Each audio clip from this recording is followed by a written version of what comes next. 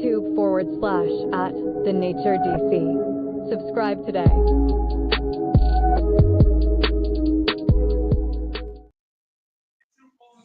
Yes, sir. Yes, sir. Yes, sir. We are back here on Score the Fight. And this time it's a special Score the Fight. Not necessarily special because we're about to be doing this a lot more often.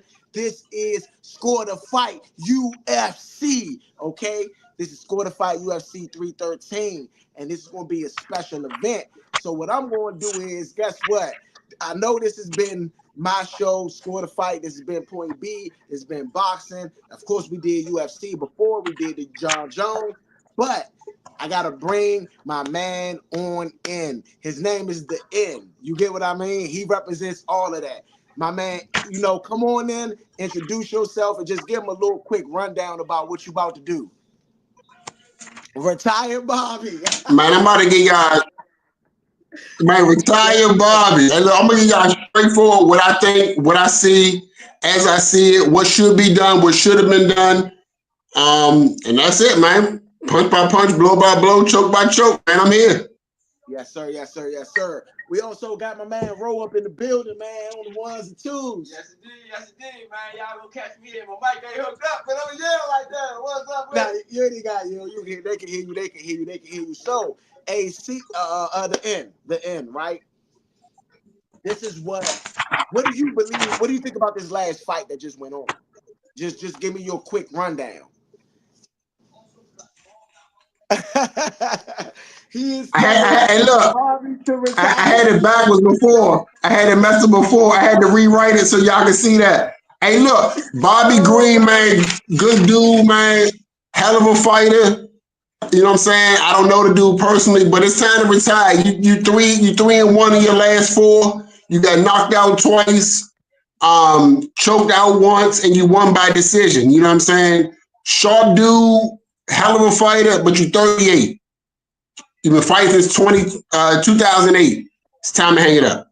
It's a long time. You know what I'm saying? You talking about training. You training, you know what I'm saying? You catching shots and sparring and all that, man. It's time to go ahead and hang that up. I agree. I couldn't agree more. I mean, when you get to the point where you taking L's by knockout, you know what I mean? A submission is one thing, but you taking several L's by knockout.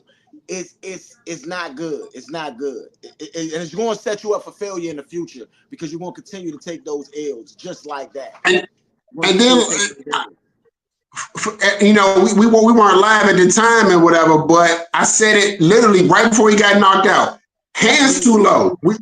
You know what I'm saying? He trying to roll with it, but you got to keep your hands because you don't know it's coming. You got to keep them hit right here, somewhere around this area. Absolutely. Able to drop your hands for the body kick, for the body work, and for the head work. You got to keep your heads up because like exactly what happened. Dude closed the distance, feinted a couple of times, and threw a fucking spinning kick, and that was it. Spinning heel kick. Okay. I got a question for you. What you think about this next fight? LUCINDO versus LEMOS. I like Amanda Lemos, man. I really do, man. Great ground game, good hands. I'm not too familiar with the young lady she's fighting with, but I like Amanda Lemos. I really do. Had a couple setbacks recently, you know what I mean? But I like her.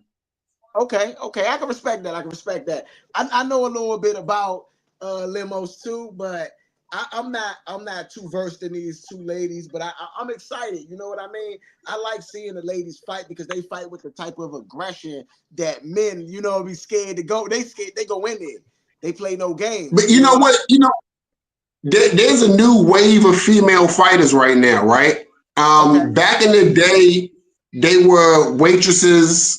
Waitresses by day, fighter by night, you know, whatever by day, whatever by night. This new wave of female fighters are fighters.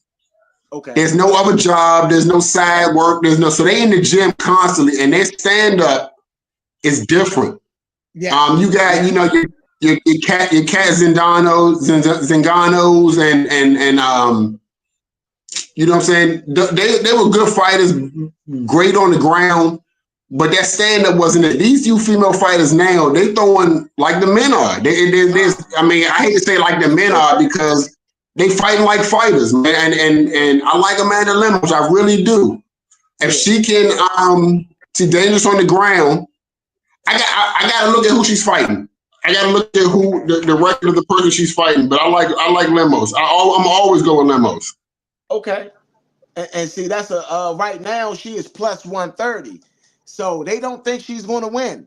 They think Jasmine Lucindo is going to win. Or that's at least what the betting odds are right now.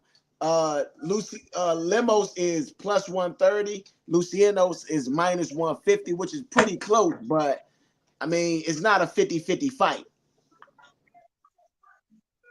Not a 50-50 fight. So if Lemos was to win, how do you think she would win? Do you think she would on the ground? On the ground? Okay. I'm looking at her opponent. So I'm thinking she got decent stand up. I mean, you know, the Brazilian women got great stand up. Okay. You know what I'm saying? But they know Brazil is known for being ground specialists for the most part. Okay. She kind of old, and you know what's funny? She kind of old too, man. Recently, man, the UFC has been the older fighters have been getting dethroned. So, see, I got a question though. Since we here, I mean, my bad. And since we here, who is your favorite fighter in the UFC and why? Right now? Yes, right now. Shit. Alex Pereira is knocking people into the shadow realm. That is crazy right now to see somebody go from in 3 years' time to, I mean, you look at how he hit Jamal Hill. He didn't even hit him flush. He clipped him and rolled his eyes up to his head. I mean, he's fantastic to watch. I love Max Holloway. Nobody throws punches. Nobody throws like Max Holloway. So my man, Ruthless Robbie Lawler. I explained Robbie Lawler versus Rory McDonald was one of the greatest fights I ever seen in my life, man. That man's lip was split like this. He looked like he had cleft lip. Ruthless Robbie Lawler was one of the first. Robbie Lawler, Chins Pulver. Look up Chins Pulver. You know, Little Evil was a beast. Those are my favorite fighters back. And then Cowboy, WEC Cowboy, not UFC Cowboy. WEC Cowboy was a beast. Okay. Roy McDonald and hey, Chins Pulver. There you go. These guys were animals back in the day, man. Before UFC had that power behind them, these little dudes was knocking people the fuck out, and it was brutal. It was bad. You know what I mean? These was real warriors. But right now, John Jones. Yeah, that's my guy. I ain't gonna lie. He the one. I'm gonna be real. Without John Jones, I would not be introduced to the UFC. I wouldn't have an interest in the UFC like I have without John Jones. So that him and then Mighty Mouse, they're my two guys. So, you know. Yo, I think pound for pound, Demetrius Johnson may be the greatest fighter. His only disadvantage was being at a smaller weight class, which wasn't sexy at the time. Yeah. All contact sports, we love heavyweights. We love big guys throwing heavy punches. Yeah. But Demetrius might have been the most technically sound. He was. I mean, his last knockout in Pride when he caught Slim with the hit him with the straight boom, and then waited, push, knee. You know what I'm saying? Those type of technical. Hey. It was too technical. It was the ability to wait for the right time. And not just go rushing in, throwing a bunch of punches. He waited, pushed him back to the right distance, waited for him to bounce off the cage. The only other person to do something like, I mean, not the only other person. I mean, his leaping arm bar on Ray Borg was crazy. I mean, you know what I'm saying? That was like, when it was over, I was like, what the fuck happened? I didn't understand it until I saw the replay and I was like, holy shit, how? Yeah. The only other person that had that type of insight was John Jones fighting Daniel Cormier. Oh man, Cormier. The leg sweep. Hey, to not rush him to hit him. Boom! I caught you.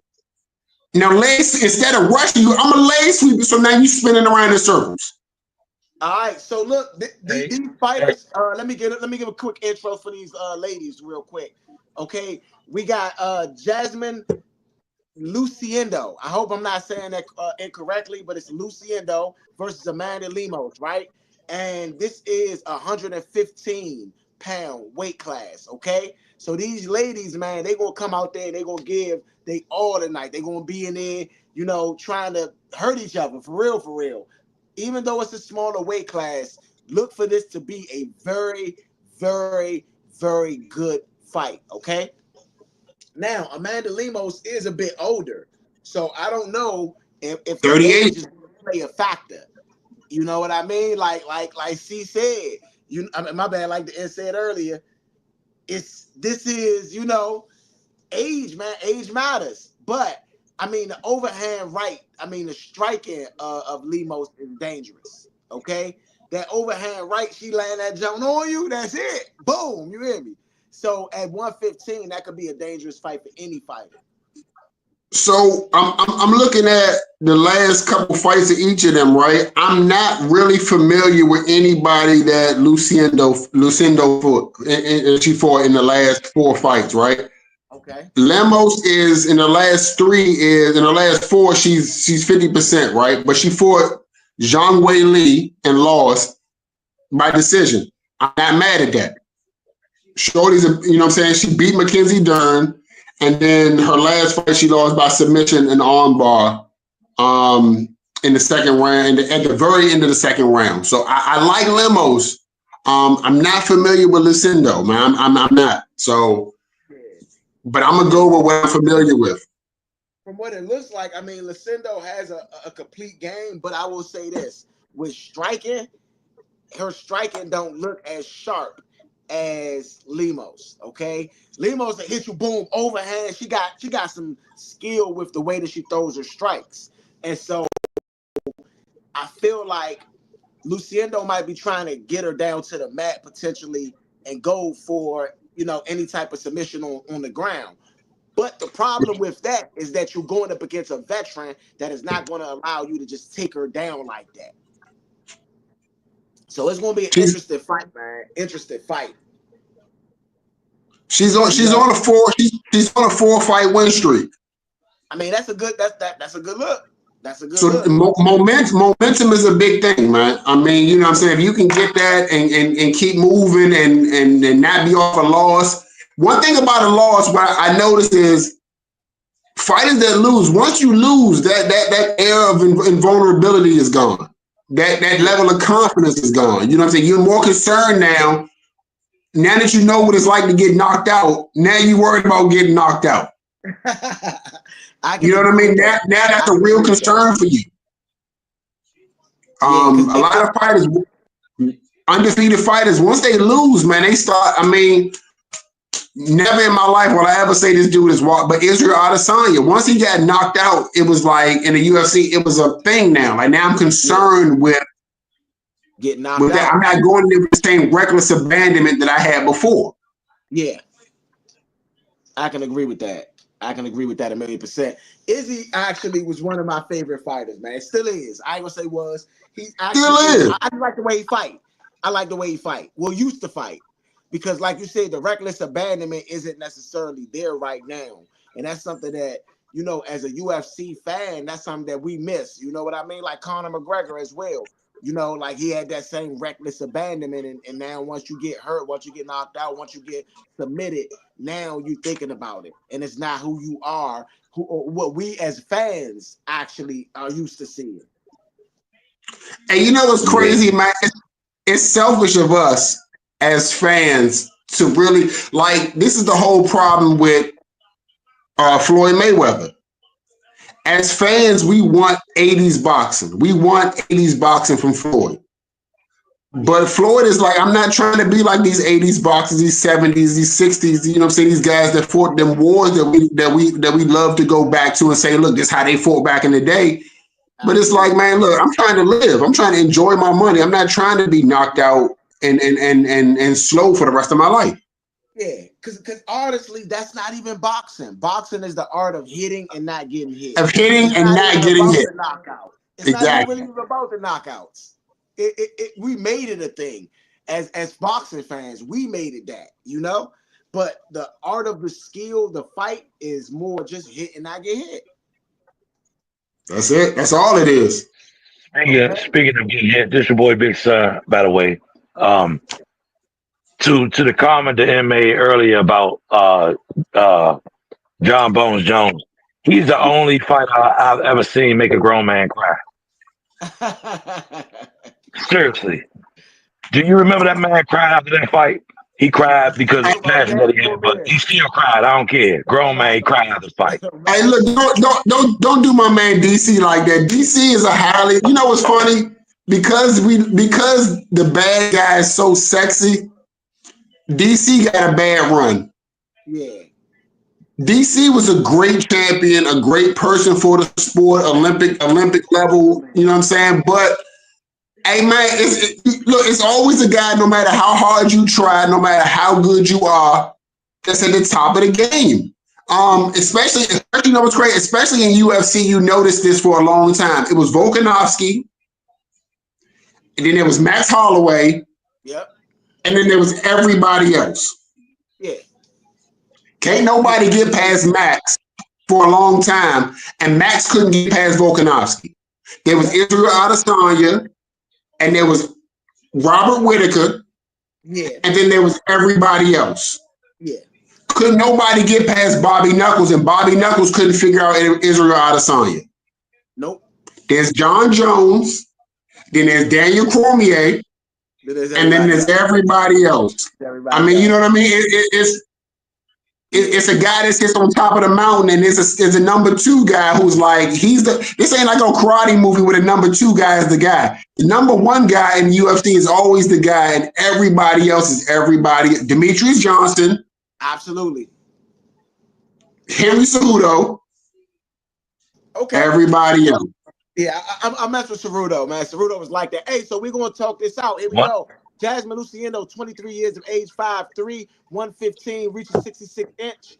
And then you got Amanda Lemos, 37 years of age, 5'4", 116, her reaches 65 inches. Lemos is 14, 4, and 1. Okay. Bryce Buffer going to do the chop down, you know what I'm saying? And Jasmine Lucindo is 17 and 5. Okay. So very similar record. AC, you wanted to get, I mean, my bad. The end, I keep calling them, but I'm cool with that. I'm reporting from the end, but this C work, whatever. I got you, but you give us a rundown. Just go ahead. It's on you now, my brother. Hey, look, honestly, you know what's funny, man? Look, I'm an older guy now, right? I realized that the other day, right? I'm an older guy now, right? I don't want to fight nobody 23. The UFC curse, the UFC curse of 35, you know what I'm saying, 35 and fighting people in their 20s, that shit real, man. And look, when I was 20, I could do anything all day. Absolutely. You gotta see. I'm 42. I'm 42 now. You got a short, limited. How long you need me to do this shit for? Okay, that's all you getting. That's all I got. Exactly. I don't want to fight at 23. Is just different. Now, if Shorty, we gonna know from the first 15 seconds when them hands start flying if Shorty has the technical skill to, keep her hands up, keep her feet moving, keep her chin tucked. Yeah. And we'll know by the first couple of takedowns who's stronger, physically. And she looked bigger than Lemos. Lemos not a real big person. Technically, sound, but she's not a real big person. Yeah, I mean, I'm gonna be real. But she don't look more physically fit. Lemos look more physically fit than her. Like she been really in the gym, really working out. Her cuts is there. You know what I mean? Both of them pretty small ladies though. 115. Hey, I hate to say what I'm about to say, but American 38 is not Brazilian 38. You know what I mean? It's not. It's not the same amount of years. You know what I'm saying? They're a little more healthy, a little more hungry. You know what I mean? she's not coming from a place of, you know, of excess and shit. So her mind state is gonna be different. Than what we think of when we say 38. But it's hard to go with an older person, man. It really is. I don't know. And her defense, I'm about to say the old person come with wisdom. You know what I'm saying? She's showing it a little bit, you know, being wise out there, not being overzealous early. Hey, look, I'm gonna tell you.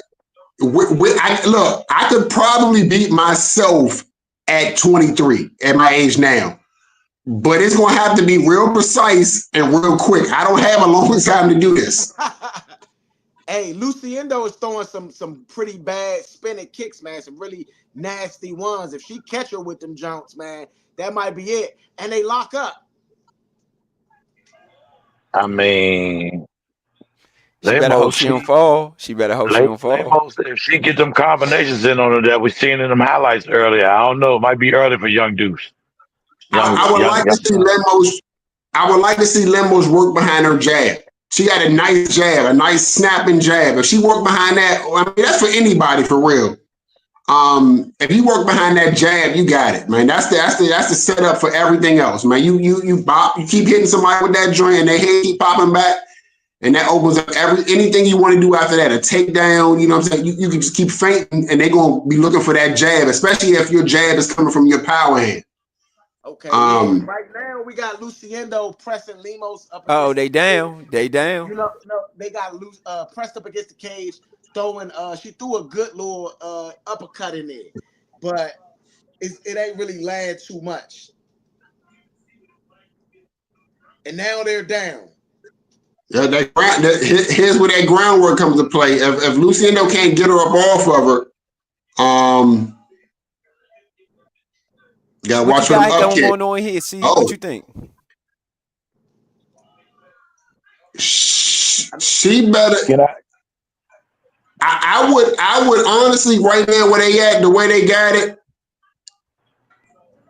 I don't really like all that weird rolling around when somebody got their knee in between. I would separate and try to get back in there maybe. Okay. Because honestly, the way it's sitting right now, the way they are right now, I'm pretty much sure that this is going to go on for the next minute, 2 minutes. They're going to be on the ground rolling around like this. Nothing substantial. Absolutely. Unless you get in there with some short elbows, you know what I'm saying? They're going to be rolling around like this. They're going to be trying for an arm bar, maybe you know what I'm saying, some type of knee bar or something like that. But I don't really see nothing coming out of this for the next minute and a half. I'll say LEMOS, you definitely can tell she don't miss no leg days. Thunder thighs. Yeah, nah. Straight work. Yes, sir. Yes, sir. I mean, right now, I feel like LEMOS just been having control of the fight right now. She been on top. She been on top the whole fight so far. I mean, as far as since they've been on the ground, she done a good job of not getting caught with any traps or not getting, you know, she just got control, in my opinion. I mean, don't get me wrong, LUCINDO is trying to get her in a trap, but I don't feel like she got enough. I feel like the veteran in her is stopping all of that. You get what I mean? Yeah, like I said, it's going to be like this for the next 30. Like I said, a minute and a half, I said a minute ago, it's going to be like this for the next, you know what I'm saying, ground control, good round for LEMOS. I mean, short elbows. Put this one in the bank. LUCINDO going to have to figure out how not to get in this position for round 2. Yes. She's open too, and she's open. So can she take that cut underneath her eye and not let it affect her? I mean, for the next round, but better than being on top. So I don't know how much that affects her. I don't know how much that hurts her. But realistically, I don't think that it hurts her very much. No, I mean, you know what I'm saying? She didn't. The thing is, with takedowns, if you're trying to fight to get up, you're going to waste a lot of energy. Wasn't a lot of energy expelled just now. She took a couple good elbows to you know what I'm saying? Her eye open. She took a couple good elbows. Yeah. She doesn't look tired. You know what I'm saying? She doesn't even look like she's breaking a sweat yet. She doesn't look like she's breathing extra heavy. Nah. She got to figure out how not to get it back on the ground because she doesn't look like she has any answer for that takedown. I mean, but I think she was trying to engage in it to see if she was going to be able to get Lemos. You know what I mean? She's trying to engage, but the biggest punch of that round is like a elbow, like a two piece. It was like a now right. Look. They about to show us the elbow. She going with the elbow. That elbow was vicious. That elbow was vicious. Oh my goodness. I've been hit with one of them before. It is not a good feeling. It is not a good feeling. I'm telling y'all right now. Right on the outside. And while Shorty was expecting this, she came with this. She shortened that joint and came with the elbow. Is that good? Oh, see, I was hit different. I was hit with the same hand. You hear me? Straight connection. Boom, boom. You hear me? So yeah, it was different, but still, hey, we'll form a caterpillar. She got a caterpillar up under her eye for sure. Yeah, she got to slow down, man. She moving. You know what's funny? A lot of times, all that bouncing and shit, you wasting a lot of energy. You need to just stay calm. When I look at somebody moving too much, I feel like that's either anxiety or, you know what I'm saying, you worried about what they're going to see. You keep all this extra movement, but every movement that you're making is taking some type of it's taking something off your stamina bar. Yeah. And a risk because that wild kick she just called, she could have just took her down off that one. You hear me? So she better calm down out there. A lot of faith. Then a lot of faith. It creates timing. You know what I'm saying? I'm watching you bounce, and you bounce. Now I'm counting you bouncing. Right there. Good leg. So now I'm catching you. I'm catching you on your bounce. You know what I'm saying? If you fake and you fake again, and when you go to fake that third, I was watching Jackie Chan and Benny Aikido fight, and I was laughing because Jackie faked, then he faked again, and on this third fake, Benny caught his ass. Bye, because I knew you was coming in. So all that bouncing, I'm catching your time in there. You got to move side to side, lateral movement. You know what I'm saying? You can't just go forward and back. You got to side to side. You got to spin. You know what I'm saying? You can't let somebody get your back to the, because all that bouncing got her back to the wall, got her back to the gate. Yeah, you bouncing, and you bouncing backwards a little bit more each time. Right now, you have Lemos with like kind of side control on the gate. Lucindo's trying to fight off of the gate right now. But he's going to slam her. But right now, it looked like Lucindo. It looks like Lemos just got control. It looks like Lemos just. I'm telling y'all, Lemos going to slam her. It's only a matter of time. Look at them thighs. I'm telling you, look at that work. Locked in. Short punches on the inside. What did I tell you? Quick takedown. Yeah. Yeah, back up, but she just spends too much energy, like you said, Dan. She's going for the guillotine. Definitely a quick takedown. She got her side control. She got her right side control. You know what I'm saying? Head tucked. You know what I mean? It's not, even if nothing goes on from this position, I got top position. So that's time off the clock. And you got to fight from your back to try to get up. So now you're going to be tired. Absolutely. Absolutely. I feel like Lemos is controlling this fight clearly. You know what I mean? Elbows. Now she got her full top control. All she got to do, she got her hands locked. All she got to do is separate her hands, throw short elbows. Ooh, after 5 or 6 of them, she gonna give up her back, choke her out. There's curtains. That was a really good elbow in the with the full control on the ground right there by Lemos.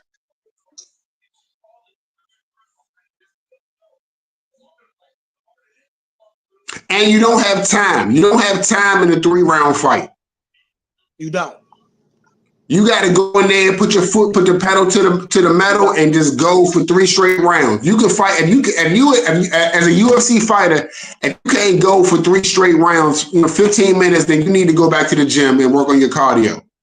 Absolutely, absolutely. It looks like I can understand. It looks like Lemos gonna run away with this one right now because it's in the bag. We almost done with round 2. Unless Shorty get up and knock her out, what she gonna have to do, that's it. Yeah. I mean, she got one more round. She got one more round to do something. Something.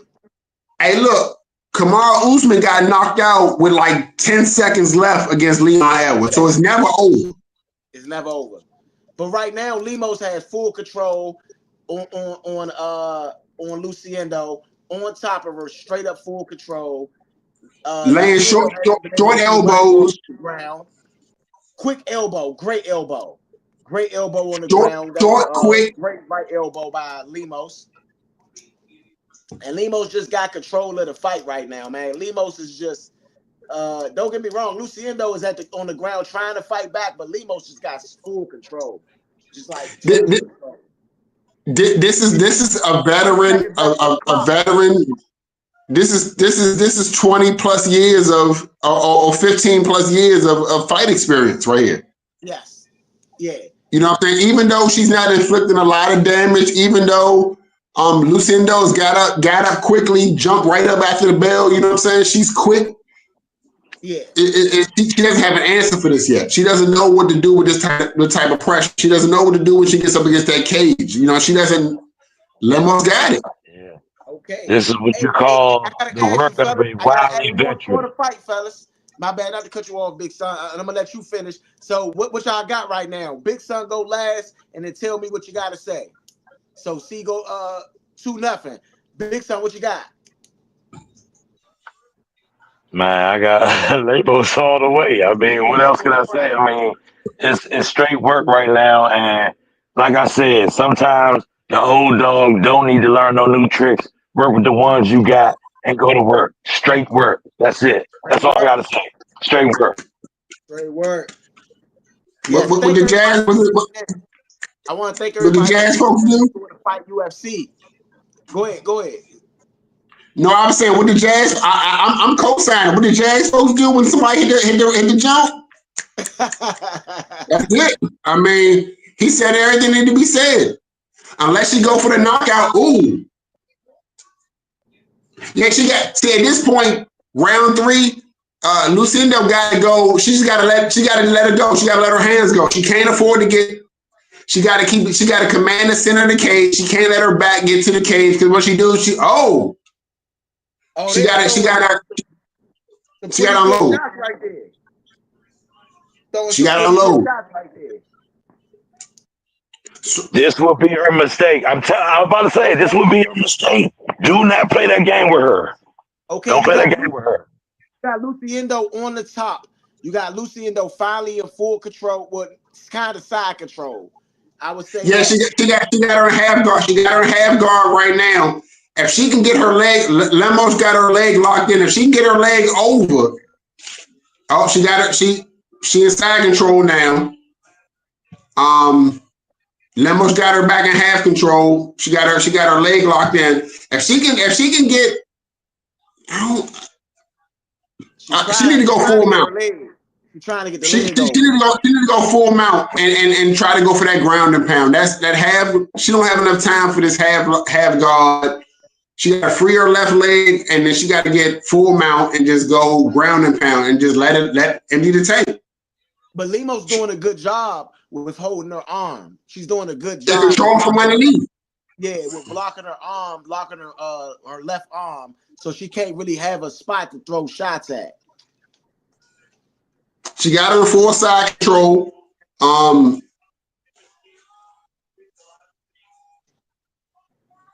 She got to go short elbows. I mean, that's the only she can do from the position she's in right now. I wouldn't be trying to give her a side control. They got to get her feet out the cage, get her toes out the cage. Yeah, oh no, she's using that cage. She about to use that cage to get up to. You can't put your toes in between the cage. That's the same as your fingers. That's true.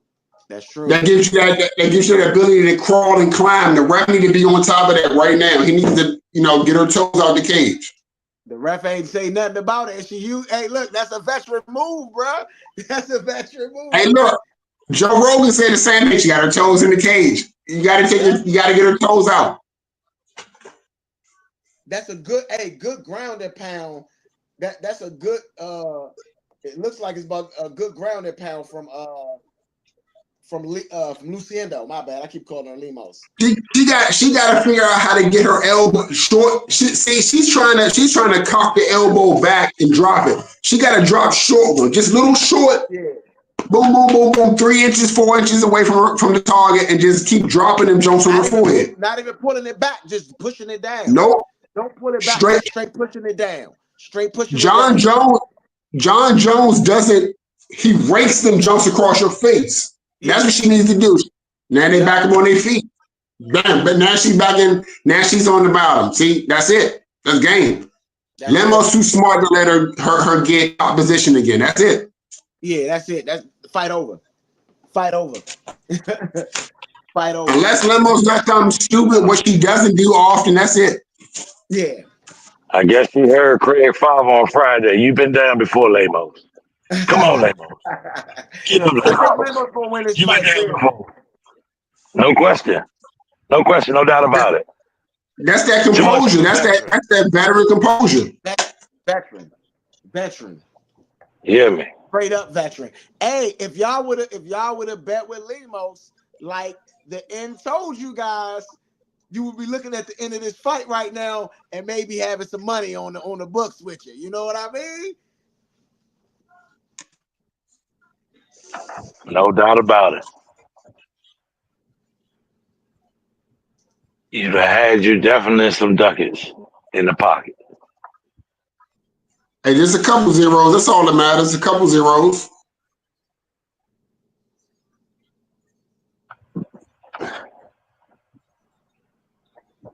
Yeah, I mean, y'all will believe.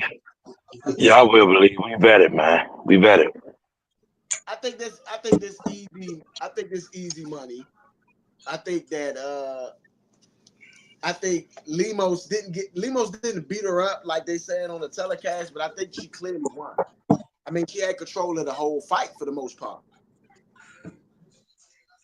She had control of the fight. I keep saying, this is not. I work at the diner on the weekends. These are real fighters, man. Lemos is, you know what I'm saying? She's. I'm pretty sure her upbringing was tough Brazilian. You know what I mean? So it's a different 38 than, like I said earlier. It's a different 38 than an American 38. It's not a cushy 38, a hungry 38. Okay. Hey, we got our first official fight with the end. You know what I mean? And he predicted it. Clean money. You know, how do y'all hate that? If y'all been tuning in to Score the Fight, man, we try to, give you guys the insight to the fights and give you guys the best rundowns. And guess what? The end was absolutely right in the end. You know what I mean? We only got to see the scorecards. I'm gonna let y'all know now, if they take this fight, which don't happen too much in the UFC, but if they take this fight, I'm gonna be very surprised. Lemos dominated the whole fight from round one. She had full control, side control. She had all types of control throughout the whole fight. And I mean, LUCINDO put herself in a lot of bad positions. And the last round, I'm still giving to LUCINDO though. Yeah, no.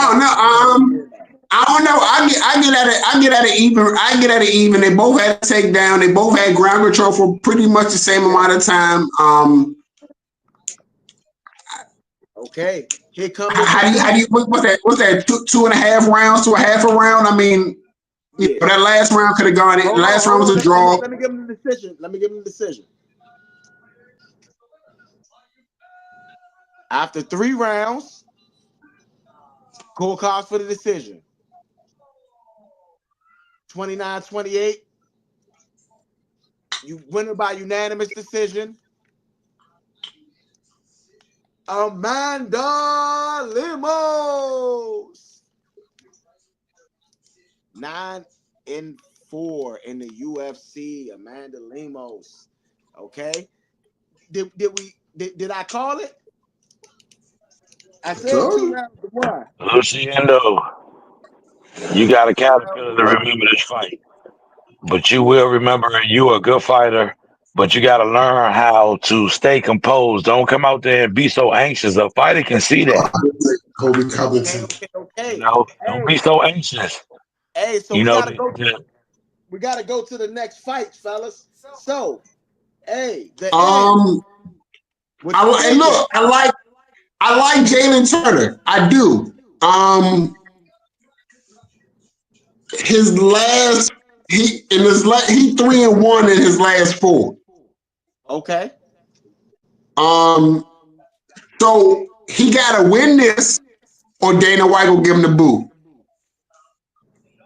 You can't be on unless you somebody like what's my man got the highest knockout. I can't think of it. My balls was hot. What's his name? You know what I'm talking about? You know, Rabbit? I'm old, so he escaped my neck. We're running the Rossi fine ass. He got the most knockouts in the UFC. I can't think of his name right now. I'm coming up with a blank. But unless you one of them type of guys, you cannot be 4 and you can't be 4-1 in your last 5. So Jalin Turner got to win. He got a great jab. He got a wonderful jab. You know what I'm saying? But again, hey, look. One thing about us, we keep our hands. Everybody think they Floyd Mayweather, and don't nobody keep their hands up. He's another one of them dudes to keep his hands at his waist. Okay. So if he don't put his hands up, he's getting knocked out. Okay. His opponent is 3-1 in his last 4. I mean, he's 4 in his last 4. He's 4-1. I mean, 3-1. Okay. He hasn't. So he gonna have to keep his hands up. His last 2 was by knockout and KO and TKO. Derek Lewis. That's what you talking about. Derek Lewis. There you go. My balls was hot. That's my dude. Derek Lewis. Unless you Derek Lewis or a you know what I'm saying? You can't lose 4. You can't lose 3 fights and still be in the UFC and not be a name. So Jalin Turner, he really got to win this. He's only 13, number 13. The only way I see him winning is by knockout. He's not a ground guy. He's a stand-up fighter. Okay. So he gonna have to put something together. But I think if he don't keep his hands up, you know what I'm saying, it's gonna be a problem. And I think if Ignacio can get behind him, that's an easy submission. Okay. Well, let me slide on in here while I got an opportunity, man, just to shout out everybody who done hit that like button today. You know how we do on Score the Fight. We always shout out the fans, man, that hit the like button. You know what I'm saying? So Yusef always with us. Shout out to Yusef, Miguel, Alfonso, Toon, Heron, Alvin, and who else am I missing? Anybody? That's everybody, man. Thank y'all all for hitting that like button here on Score the Fight, man. We have a lot of people on, a big crowd, man, a big crowd that's rocking with us. And y'all know, man, this UFC, bring them out. So if y'all are out there, wherever you're from, tell us where you're from. Tell us who you're riding with. Tell us who you think gonna win. Whatever you got for us, man, here, don't be afraid to hit that comment up. Hit that comment section, man. We want to hear from y'all. Everybody listening in on Score the Fight, man. Come on through. Rock with us. Say what you got to say. We want to hear who you got. Who y'all think going to win. You know, we doing all the talking, but that's what the comment section is for, so we can hear what you got to say. And soon coming up, we're going to have a Twitterverse for everybody, and I'm going to let the experts here at Score the Fight give y'all the answers to what's being said on Twitter. Yes, sir. You know what I mean? Hey, he had to come in with the announcement, man. You gotta respect that. You know what I mean? Next, we got Jalin Turner versus Isinat. Say that again. Say that again for me. Ignacio Bahamondes. Okay, Bahamondes. There we go. Ignacio. I be having trouble with certain people's names. I don't be trying to butcher their names. I know that as a sports analyst, we gotta get it right. But I am. Hey, look, they don't even look. Joe Rogan and them don't even get it right, man. A lot of these guys, man. You know what? Dana White known for grabbing somebody off a contender series, or I'm looking for a fight. You know what I mean? And he's grabbing people from everywhere. If you got a good streak, yeah, and you looking like something, you might end up on the big stage. Somebody might go out and he'll pull you right up to that big stage. And these guys are coming from everywhere. You say Wei Li, you know what I'm saying? And then a lot of those Chinese fighters, we butcher their names. They don't even give a shit. They just happy to be there and they say, look, we'll take it. You know what I mean? I agree. But see, this is hey, look. I'm trying to be the best analyst I could be, man. So I do hey, look. Listen, I do work on those names. Just letting people know I work on those names. Hey, look, Denzel Washington's name is Denzel. We've been calling this man Denzel for 40 goddamn years. His name is Denzel. We butchering everybody. We butchering everybody's name, and they like, I don't care, just pay me. I don't care. Just write the name right on the check. You know, so just write the name right on the line. Hey, I'm gonna keep butchering Denzel's name because guess what? You can't change it now. You should have told us this 20 years ago. You should have corrected that 20 years ago, bro. You should have been like, look, my name is Denzel. My name is Denzel. My name is. Hey, look. That's what we right. As long as that $20 million check clear, I don't care what you call me. As long as you ask sir, it cleared. I'm cool. Whatever you call me after that. Hey, I'm with you on that though. I feel you on that.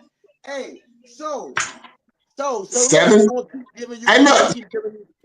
7 zeros. Like, okay. So on the Twitterverse, I want to get y'all opinions on this. So on the Twitterverse, y'all know he on Score the Fight. We keep it 100. We do not sugarcoat nothing. The Twitterverse, the crowd is largely dissatisfied with the product of the UFC right now. So I wanted to go to one of the comments and see what you guys had to say. They say unless a WMM fighter is elite like Zhang Weili, if I'm saying that name right, probably not. And Weili. Weili and Valentina Shevchenko. Okay.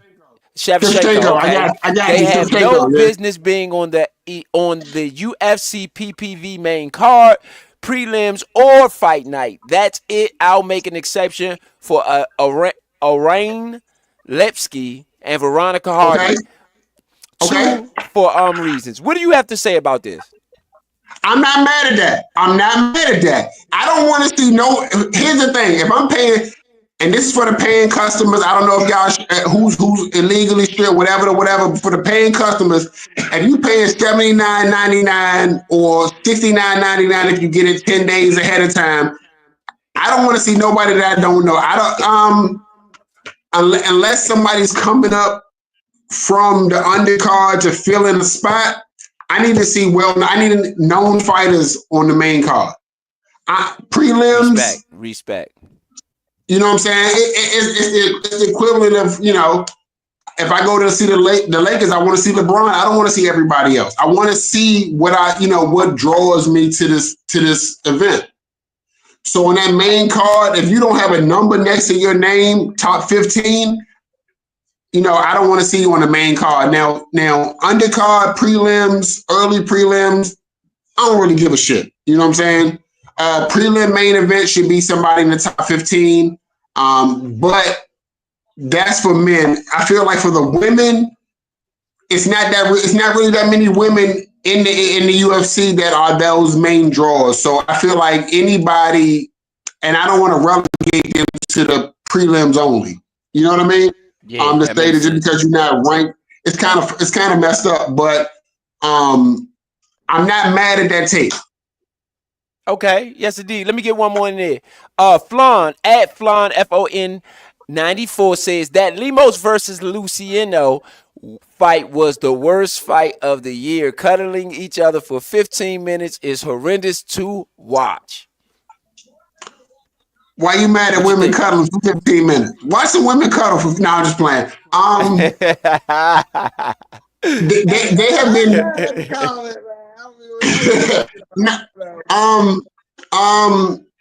Francis Ngannou and Derek Lewis was terrible to watch. That was worse than watching Lemos and Lucindo fight. You know, and what they did. There was some stand up there. There was some good ground game there. But they threw a 23-year-old in there with a 38-year-old veteran. You know what I mean? And that's what you get. You get somebody that's, if I don't have to do a lot, Floyd Mayweather, if I don't have to do a lot of work, I'm not going to do a lot of work.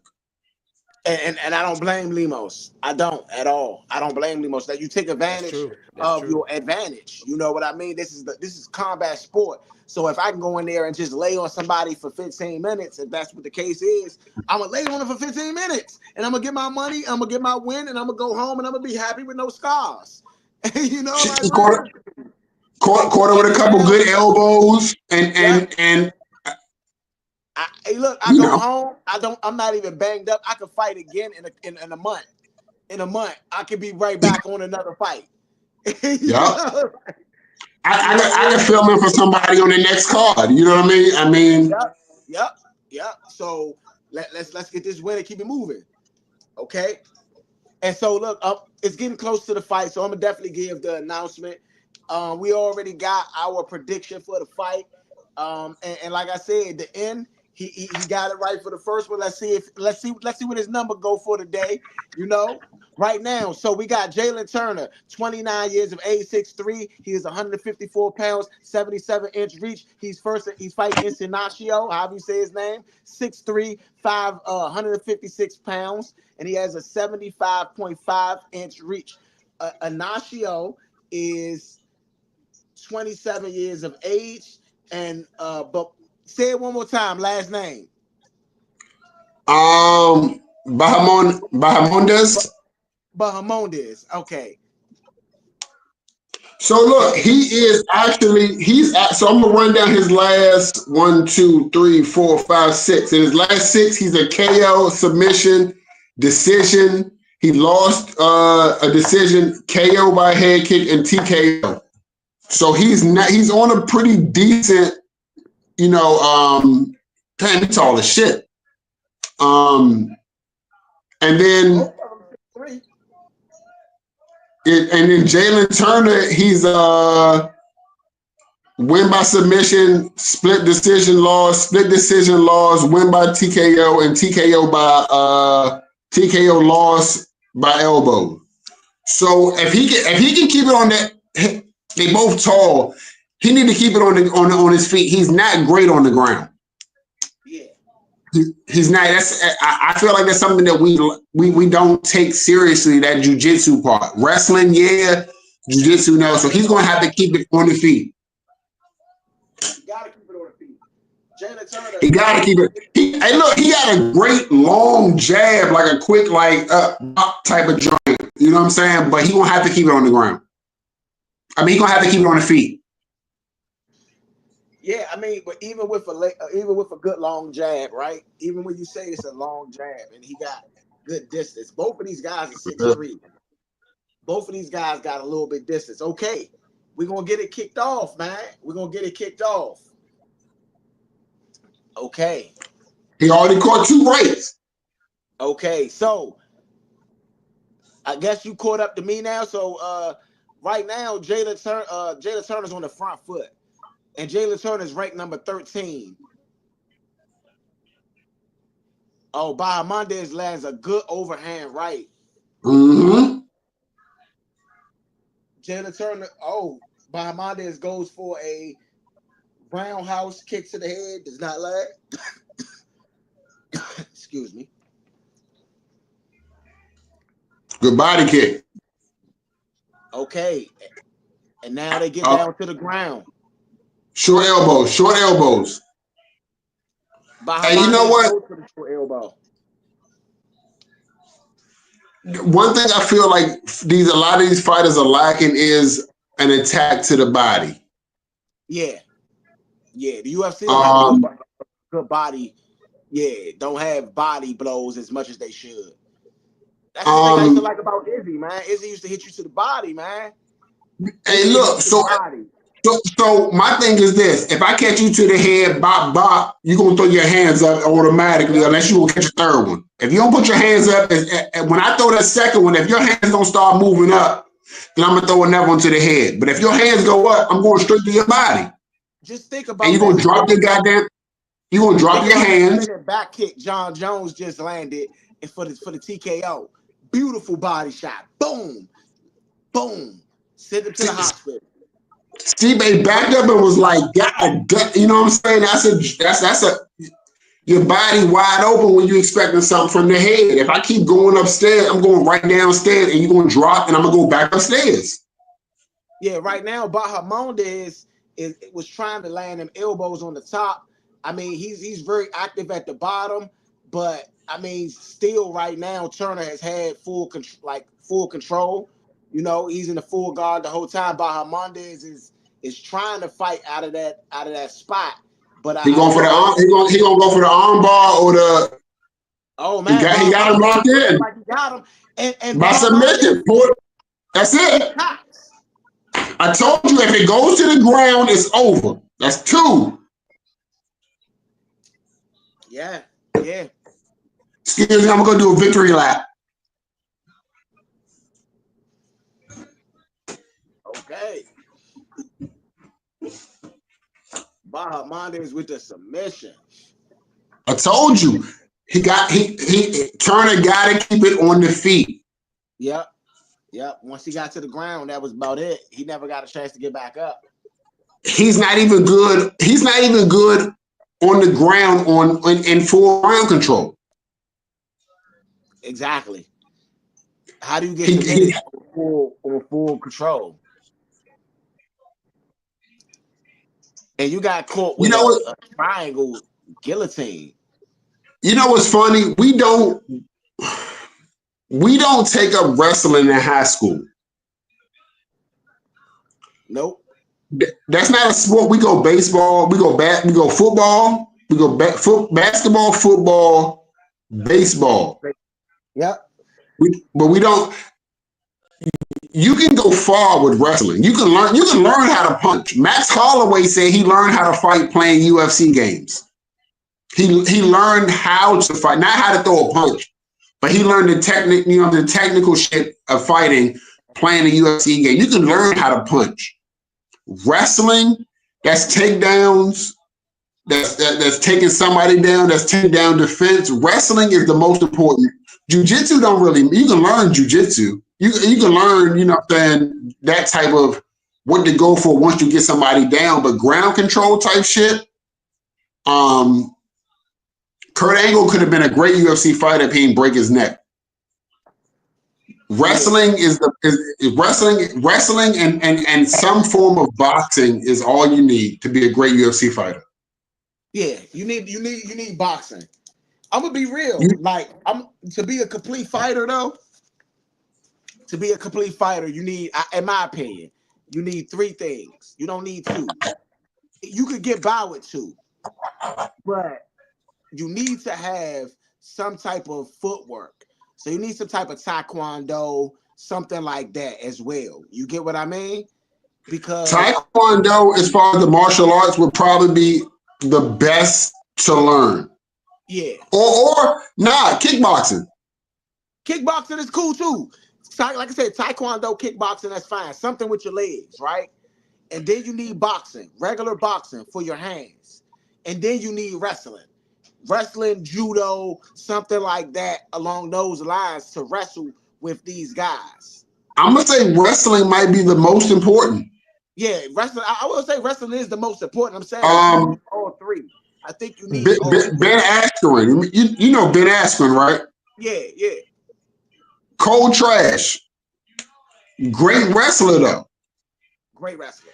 He parlayed his wrestling into a successful MMA career in Bellator, and that's what got him to the UFC, being a champion, because as long as I can get my hands on you, you can't do shit about it. Yeah. And that's all. So Ben Askren was really, he was okay. You know, that Bellator, we got him from one champion. We traded him for Demetrius, for Mighty Mouse. Yeah. But his wrestling ability is what gave him the advantage over there, because he's bigger than, the average Japanese guy and being stronger. Ben Askren was able to grab a watermelon and really just squeeze that joint till it popped. Now, his stand-up was garbage. Question. So we got to go to the next fight, man. What you think about the next fight?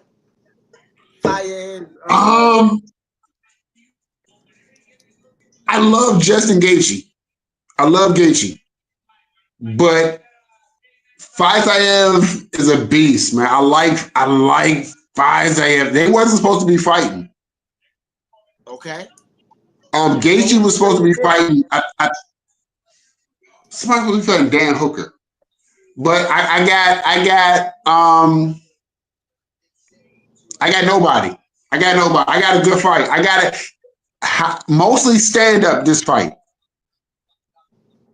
So do you got to go to a decision? I got somebody getting knocked out in the second round. Okay. I don't know who though. I don't know who. Gaethje is a beast, man. Gaethje, his last fight was against Max Holloway, and I think if any UFC fan remembers, meet me in the center of the ring, and Gaethje get knocked out with like 3 seconds left in the fight. And Fiziev is he's a beast. Somebody's going out. I think somebody's going out in the second round. Okay. I like that bet. I like that under. I like that under 2.5 will be the bet on that. So right now we got Fiziev. He is minus 158. Gaethje is plus 138. Okay. So I mean, if you guys want to go with that bet, you know what I mean. If you guys believe one of those fighters will win, you know, that's what it is. But for me, I think it's gonna go. I'm taking Fiziev, man, because I just feel like he's a beast, man. He got that tenacity with him. You know what I mean? But it's gonna be a good fight. It's gonna be a good fight.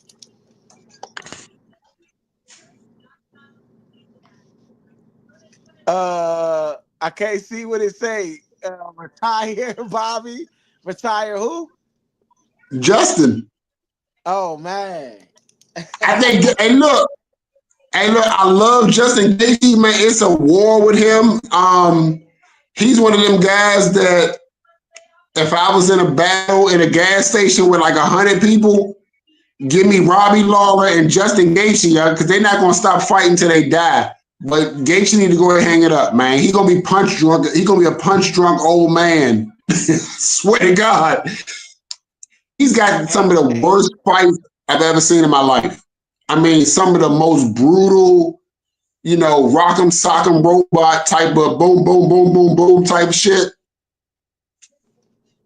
Yeah. I think he should go ahead and hang it up. You think he should hang it up? And his last fight was brutal. His last fight was brutal. Max Holloway and him. Max tuned his ass up. Max is a very proficient striker. He lost to Iliad, but he tuned Justin Gaethje's ass up. I mean, it was bad. I mean, and then in that last 10 seconds, you know, come see me in the middle of the ring shit. That shit went and knocked his ass smooth out. I mean, he needs to go ahead and it's about time to leave them gloves in the middle of the ring. You think so? Absolutely. If you want to have a quality life for the rest of your life, if you want to live a quality existence, yeah, absolutely. Oh man. Oh man. Go watch some old Justin Gaethje highlights, man. It's some rock'em sock'em robot shit, man. It's beautiful, but it's brutal. Hey man, that's what happened though. That's what happened. That's what happened. I mean, I feel like I don't feel like Gaethje's got enough left in him. Don't get me wrong. You can't keep going through wars. I think that anybody that's gone through wars, I think that lowers your chance of winning, because all it takes is one hit when you've been through all the wars. Can I just say his fighter's ear shows how many wars he's been through. I think he can stand another one.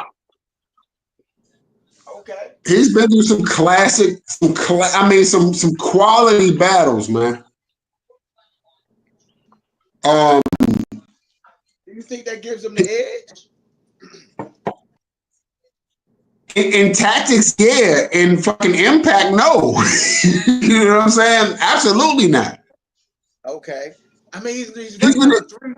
He ranked number 3, 25-5. He's not beating Oliveira. He's not beating Armin. I think Dustin Poirier can get him out of there, even though Dustin Poirier is toying with retirement. Max Holloway just whooped the shit out of him. I mean, I don't know where he goes from here.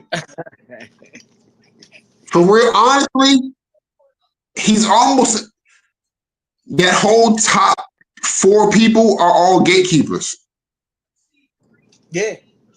Yeah. I mean, the champion at that weight class was Ilia Topuria, and he just left to go up to the next weight class because UFC said we're not doing no more double champ shit. Yeah, because you know that shit is tying up the division, and we got to let it go. Yeah, I mean, but this is their first fight. You know what I'm saying? But Justin Gaethje is a slick fighter. I don't know, man. I think that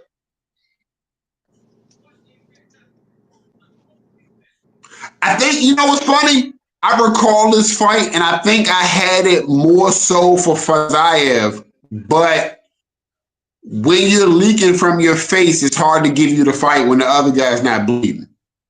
Yeah, that's true. Even if it's from a headbutt or some shit like that, or you caught me with a slick ass elbow that split me open. Yeah, it's hard to get a fight to somebody that's not bleeding. You know what I'm saying? That's bleeding when somebody else isn't. I agree. But I think I had Fiziev for that last fight. I think I did. Okay. I mean, Gaethje, man, Gaethje's a warrior though. Oh no, he's a fucking animal, yo. Yeah, he's a warrior. That's not somebody I want to run into after the bar. And you know what I'm saying? Hey, look, this dude want to fight. I go outside and see him. I'm shitting on myself. Because I'm gonna have to. You gonna have to kill him. You gonna have to kill. You know what I'm saying? He's not a guy that you just gonna walk through. It's gonna be a hell of a night. Yeah. You know what I mean? Look, you walked out the bar drunk. You definitely went home sober. You ain't going. You're not going home. You're gonna go home eventually, but you're gonna make a quick pass through the ER and all that shit. Exactly. You might get lucky, man. It just might be a fight. Nah, you going to that little blue tent. That's where you going. The blue tent, yeah. You going to the blue tent. And what Big Son say? Concussion protocol. That's where your ass is going. Oh, man. Yes, sir. You gonna have that little flashlight that look like a pin in your eyes. They're gonna be telling you follow. Yeah. You will not be going back into the game. I promise you. Hey, that's crazy. That's crazy. But for this fight, it's going to be a stand-up fight. It's not going to the ground. But I got that last knockout from Max Holloway doing something to Justin Gaethje. Okay. You know, I just got Fiziev for this one. Okay. But probably by decision, because unless he knocks Gaethje out, you know what I'm saying? Unless he can get him gone, it's going to be a back and forth for 3 rounds. Yeah. I think it's going to definitely be a back and forth for 3 rounds. I mean, I would definitely enjoy that since everything else has been, you know, clutched down or, you know, I mean, especially I can't take nothing away from Ruffy though. He did his thing with that joint across the temple. You know what I'm saying? It's kind of like Major Payne said, yeah, I'm gonna take this boot, put it across your face. You hear me? So for sure. Hey, so but I'm ready to see some clutching though. I'm ready to see some clutching. So I hope they do get it in. Yes, sir. Got Rafael Fiziev, man, you know. I like this guy. I really do. I mean, I don't know. he got to be best winner tonight. Now what I don't like is that mouse under his eye. Yeah, but He got a little something going on underneath his right eye. And if I was a little analysis straight quick from you before this one start, on this Twitter comment right here, it says, if Gaethje wants a title shot, he needs to give it all he got tonight, especially coming off his loss. He took the ML to win tonight. So he said he took, especially coming off his loss, this guy took the money line for Gaethje to win tonight. What do you think? Does he need to win if he wants a title shot coming off the last loss? Honestly, I don't even think a title shot, I mean, unless he does it in spectacular fashion, I don't even think a title shot is even in the works for Justin Gaethje, honestly. Okay. Not. I mean, he's gonna have, if he knocks him out in the first minute and a half, then maybe. But no, I don't see it. I agree with that 1,000,000%. Like, nah, I don't see a title shot coming in. Yes, indeed. Yes, indeed. Shout out to the Twitterverse. That came from Sid, SIDD, at BP Sid, BPSIDD. Yeah, it's going to have to be in spectacular fashion. I mean, when I say I mean like when Francis Ngannou uppercutted Alistair Overeem and he almost flew off his goddamn feet. It's going to have to be in spectacular fashion. Yes. 6 seconds, so we 9 got seconds. some breaking news. Jalen Turner, after the loss, he just told the press that he is retiring after the loss. He is retiring. Is that not what he called for? Is that not what he called for? I mean, the end, is that not what he called for? I think you predicted that one, right? Hey, look, I didn't say he needed to retire, but I know him as a fighter, and he just don't have he don't have the tools for the UFC. The UFC is the best of the best. He can go play in the G League. You know what I'm saying? Where Bronny should be at. And I'm gonna leave that alone for that. But he goes to the G League. You better watch it. Hey, look, y'all know me. I ain't never been scared of nobody. Look at his face after that loss. He looked like he wanted to retire. I'm sorry, but he looked like he wanted to retire. Look at it. He just brawny though. Look at his face though. Look at it. He don't have the tools for it. Yeah, I'm sorry.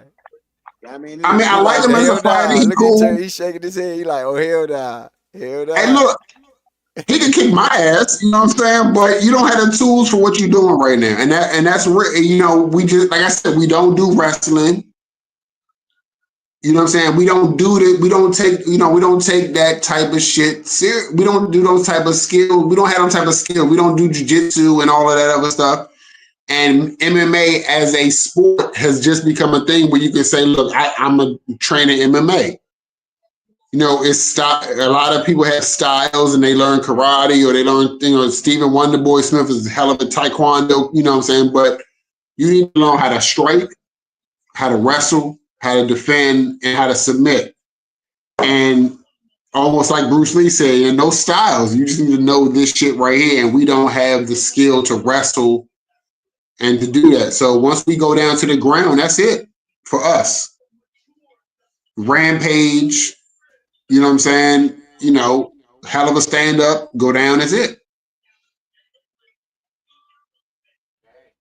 Yeah, the Jalen news is the Jalen Turner news is making its rounds. Now I wish he would have taken that time and thought about that and laid it, you know, had his moment, laid his gloves in the ring, you know, and had his moment, his final moment. You know, that's not some shit. That's true. That's not some shit. You know, you got to take the time to, you know, if you're a basketball player, you're not gonna retire without, you know, having your moment, your last season, your final. You know, this is it for me. So he should have had his moment in the middle, you know, left his gloves there and had that moment. But maybe, reconsider that and have one more fight and then say, all right, now I'm done. It's nice to go out on a high note. Maybe get somebody, that's not up and coming. You know what I'm saying? That's a rough thing for an older guy or whatever to fight a younger dude. So maybe get somebody that's on their, get you a quick win on your way out the door and then say, look, I'm done.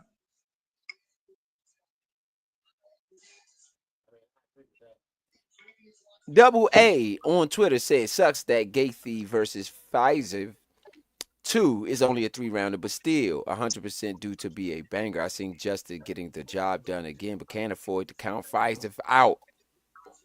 What do you feel about that comment? Yeah. So you only got 15 minutes. You know what I'm saying? It's not a championship fight, so you don't have them 5 rounds, so you don't have to, preserve yourself for the championship round. So you got 15 minutes to just bang. And Justin Gaethje is gonna bang. This is gonna be a banger. It's gonna be a lot. Somebody gonna get cut open. So I think that if Justin Gaethje's smart, he would target that eye with that bruise up underneath of it. The rundown real quick. Justin Gaethje, 36 years old. Rafael Fiziev is 33. Rafael Fiziev is 5'8". Justin Gaethje is 5'11". Both of them 156 pounds. Fiziev have a 71.5-inch reach, and Justin Gaethje has a 70-inch reach. Justin Gaethje is 25-5. Okay. You can go ahead and continue on. I'm going with Fiziev, the underdog, right? Fiziev is who's the underdog here? That's who I'm going with. Well, probably Fiziev. They fought before, and he got the win. It's not going to the ground. I'm willing to almost bet my life that it's not going to go to the ground. I mean, it might go for a minute, unless Fiziev decides to take it to the ground. It's going to be a stand-up fight. Well, maybe if that's the weakness, that's what I'm going to use. That's what I've been saying the whole time. That's how I would take my best advantage. Okay. I'm going to definitely take my best advantage. Okay? That's just how I look at it. I mean, if you smart, like with this next fight, if you smart, you take Alex Pereira ass to the ground. You know what I mean? But, for sure, as one thing that these fighters have and all fighters have is an ego. So you want to meet somebody where they good at. So Justin Gaethje gonna sit there and bang with you, so you're gonna bang with Justin Gaethje, but that's not a smart decision, honestly. No. Because Justin Gaethje don't have a brain. Not saying it like that, but like he's gonna keep banging the whole fight. I understand exactly what you said. I'm sure he's smart and he reads books and he has passions about shit outside of fighting, but in the ring, rock'em sock'em robots, nigga. That's you know what I'm saying? Hey, so that's just to speak to that point. KO Trends, I want to see what you think about this. KO Trends say all action striker with extreme power. He lands most of his strikes to the head and legs, but absorbs plenty of shots in return. Will get aggressive style. Will his aggressive style be enough to defeat Fiziev again? It's gonna be the same fight. You know what I mean? It's just a matter. The question is, did Fiziev learn anything from their last encounter? And has the wars that Justin Gaethje been in since then had an effect on his whatever? But it's going to be face to face. Oh shit! Oh man, it went to the ground. It went to the ground. Immediately. Oh, that's all. Oh, good knee though. Good knee on the come up. And it's back to the ground. Hey yo, Fiziev don't want to stand up with Justin Gaethje no more. Oh, he might be done. He don't want to stand up with Gaethje. Oh man, it looks like, man. Oh no, it looks disease. It looks over. He ain't talking about. Hey yo, he got him in the Big Brother, Joe. He said the Big Brother, Joe. Oh man, is he gonna fight out of it? He fought out of it. Oh man, he Yeah. fought out of it. Hey, straight up, Justin Gaethje, shout out to him. He got out of that joint. I don't know what. Hey, Slimmers, hey, look. If I can have somebody with me, I'm telling you, give me Justin Gaethje, and you know what I'm saying, back to back with Justin Gaethje, it's on. Yeah. Any man put his rectum on my neck is on and popping. I'm telling you right now. I'm sorry. It's on and popping, bro. It's about to be on and popping. I'm just warning y'all. It's about to go down in this ring. I'm telling you. It's going down. Hey, what do you call that though? What do you call that? What do you even call that? You call that disrespectful. That's what you call that. Thank you, brother. Disrespectful. Very disrespectful. Very disrespectful. Hey, look, the funny shit. Dane Cormier said when he used to wrestle, he would do shit like not take a shower and do shit like that just so you would, the extra fun. That is insane. That is insane. That is insane. Hey, you gotta catch whatever edge you can catch. So right now the two guys are standing up. I mean, right now, it looks like Fires is able to land a jab pretty good. Fires does land a oblique kick, and Justin Gaethje is on the front foot, but Fires is fighting off the back foot pretty well. Just standing. I think this is not even a filling out round. Gaethje goes in for a jab. They lock up. They're still in the clinch. Fires is in the clinch trying to hold on to Gaethje. Fires throws a knee to the good body. knee to the body, though. Good knee to the body. Good work on the inside. Yeah. Yeah, Gaethje. Yeah. Fires is winning this first round for sure. Oh, that's a really good check hook. Left hook by Fires. Fires lands another shot to the body. A leg kick. Good body kick to the midsection.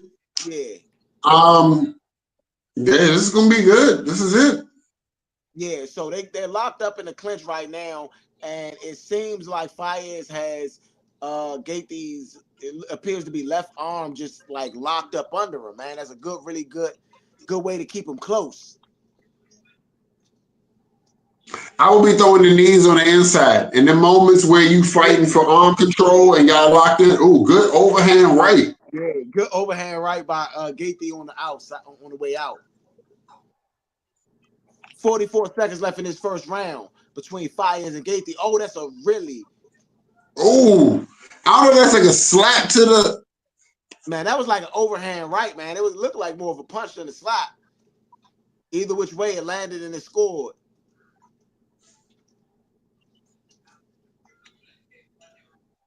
$22 seconds. Oh, excuse me.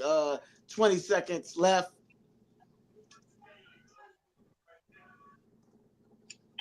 Oh, he should have thrown something in there. Whoa.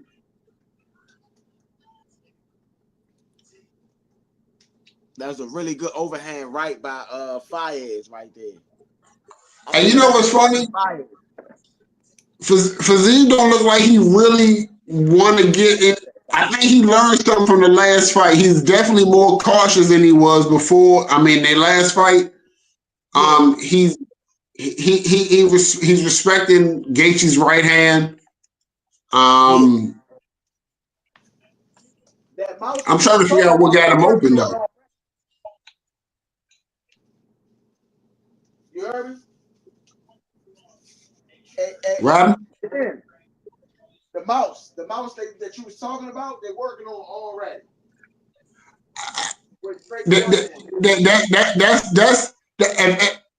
And we get in a fight and you got a bruise. That's all I'm targeting. I don't see nothing else. Yep. Good body kick. He won that first round. I gotta give it to him. He definitely won that first round. He was able to land at will. Almost. He's gonna have to go to Gaethje's body to slow him down, to take some of that gas out of him. Gaethje's a 5-round fighter. So to get that leftover 15, that leftover 15 minutes he got, or that leftover 20 minutes he can fight past, because Gaethje can fight past 5 rounds. So you got to get that extra 20 minutes about of him. So you got to go to his body to take that out of him. Yes, sir. Right now, Gaethje throws two shots and does not land on Fiziev. Oh man, 2-punch combination for Gaethje. Somebody foot open. Okay. Yeah, Fiziev don't want to. Fiziev knows that shit hurts. Whatever Gaethje throws, you know what I'm saying? He doesn't want to get into one of those type of. Hey, yo, it's been a lot of low blows tonight. Undercard, I mean, prelims and all. It's been a lot of low blows. I don't know. Yeah, that was. I agree. Just kick that man in the nuts like that. Yeah, that's why you gotta walk that one off. You gotta walk that one off. Yeah, you don't want to take too much time, to get yourself together because you're giving your, lactic acid in somebody's arms. You're giving them time to recharge. You just got to get back in there. Yes, sir. Yes, now, smart man, once you kick somebody in the nuts, you should go to their body. Yep, absolutely. That's good. 2 good body shots for Fiziev. Yep. And look, what did you just say? Got to go to their body. 2 good body shots. Yeah, I feel like Gaethje is reaching a little bit, man. He's not taking his feet with him. He kind of throwing a little bit of wild shots a little bit. I mean, you Gaethje fights flat-footed, straight up in the air. Yeah. Look at his back in correlation to his back leg. They straight up in the air, up and down, straight up and down.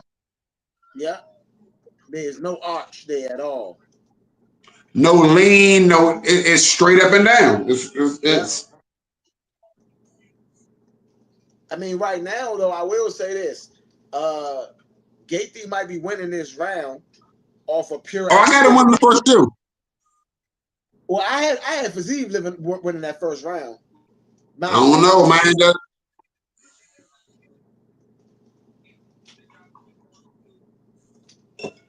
Oh, that's a good overhand right. Mm-hmm.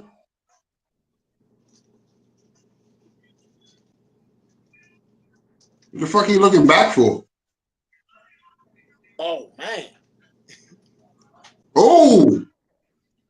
You see that overhand right from Fiziev? It looked like a short elbow type of thing going on.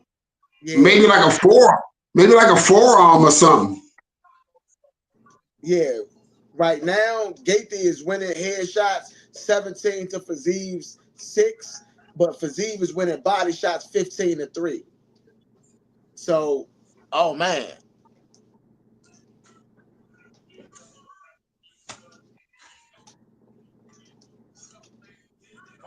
Yeah, I feel like Gaethje is winning this round in my opinion, landing good shots. Gaethje is winning rounds, landing good shots.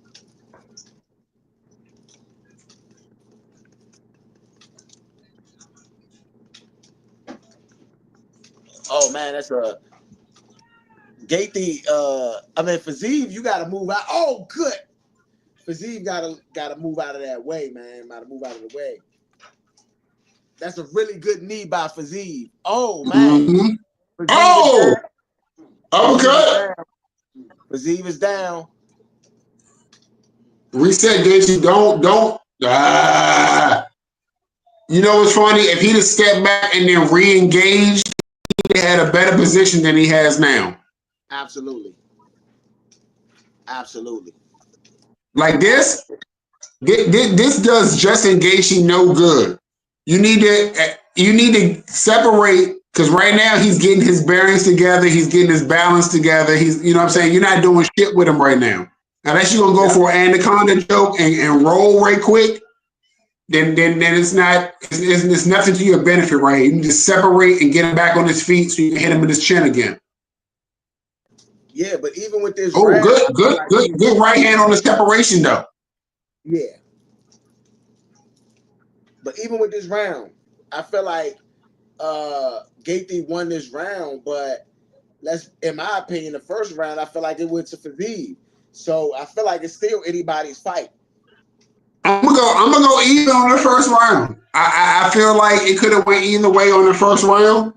Yeah. So if it was to go to Fiziev, then I'm cool with it. But if it goes to Gaethje, I'm cool. Yeah. That little short uppercut, mean. Hey, look, Gaethje. That was mean. That joint was nice. That joint was clean right there. That joint was clean. That uppercut. Boom. That was clean. Hey, look, but did you pin it? On that short uppercut, he used his left hand to figure out exactly where that shit was at. And he threw right through his hand. Right as soon as he touched him with his hand, he threw the uppercut. Because you right there. I'm going to guide you a little bit. Right on the button. Right on the fucking button. That was beautiful.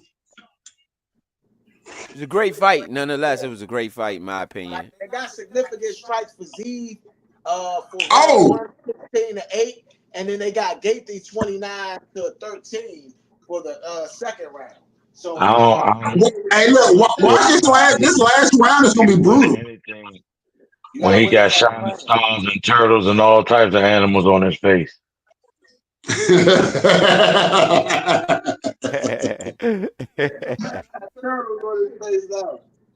My man Gaethje is clean over there, except for that meat hanging out his toe, out the bunion.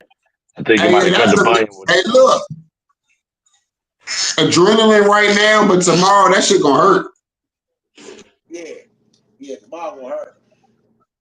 Man, what? When you go to take a shower or get in the club, put some motherfucking socks on. man.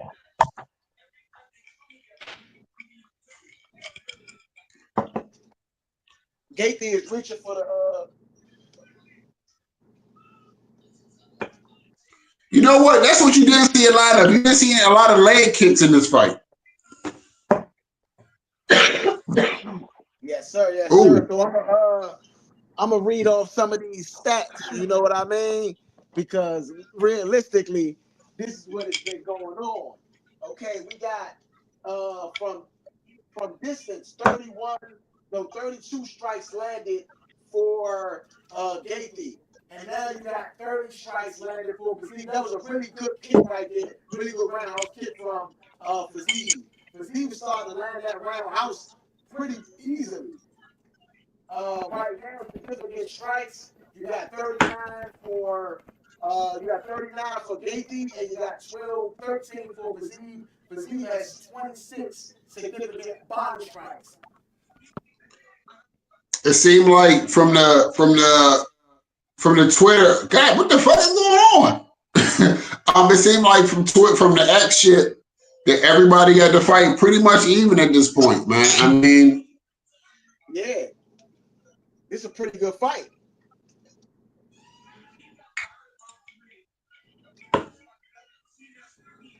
Oh man, that's a good way to get out of the clinch for Gaethje. Gaethje lands. Oh, it looked like I just don't understand clinching after you catch somebody with a two-piece. I don't either. I mean, maybe it's a little different, but my dad said once that second one hit, you're supposed to throw a third. I don't know. I could be wrong. I'm not a professional, and neither was my father, but it shit seemed to work. You know what I mean? Yeah, I feel like Gaethje's winning this round, though. He's got the edge right now. It's 2 minutes left. 2 minutes left in this round. Let's see what. Oh, man. What the fuck? Hey, Gaethje, he pulled out something out the bag on that one, didn't he? That's a good roundhouse kick. Hey, yeah. Nigga threw a fucking roundhouse kick from close. Yeah, that was crazy. That was crazy. Oh man, that was a really good cross landed by Gaethje. Gaethje's running away with this fight, I believe. I believe Gaethje's winning this round. I believe it's going to be a close decision, but Gaethje is starting to run away with this fight. I agree. It's hard to fight somebody that you lost to before. Yeah. it's definitely a mental edge. Definitely. Twitter pretty much got the same thing. Gaethje, a lot of people want. I mean, it is some support for Fiziev, but most of the people are hard on Gaethje right now. But everyone unanimously is loving the fight.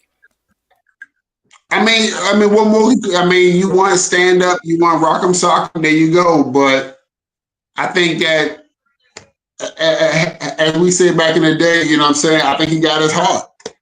Yeah. He's going into it with this guy beat me before, and I gotta make sure. And Gaethje's like, I beat this guy before, so I'm gonna do the same thing I did before. I know he got a good right hand or whatever from the last fight, and I'm just look out for that. And I'm going on the significant strikes. They got them one strike a piece apart. Oh no, they fighting blow for blow though. Yeah, I feel like Gaethje might have took the edge on the end of the fight, but I mean, this was a great fight in my opinion. I not even for rock'em sock'em. I just feel like this was a stand-up brawl right here. You know what I mean? It was a well, I mean, you think about, they get close in and Gaethje's throwing them little short uppercuts. You know what I mean? That the type of, there may be one fight, a one punch difference, but it's the significance of seeing somebody's head snap back, or when you slow it down and you look up at the big screen and you see them short uppercuts that's catching from Gaethje. That makes a difference. I agree 1,000,000%. Them uppercuts is killer though. Them uppercuts, but I'm gonna be real. Fiziev had him early in the fight, and if Fiziev would have took advantage of when he was little brother in him, I think that he could have done something significant. That's why when you said the boxing game is significant, right? Boxing matters. But guess what? If you got some wrestling, you got some judo, you got some ground game, it can be dangerous because he could have used that as a choke right there. He had a perfect position to put a choke.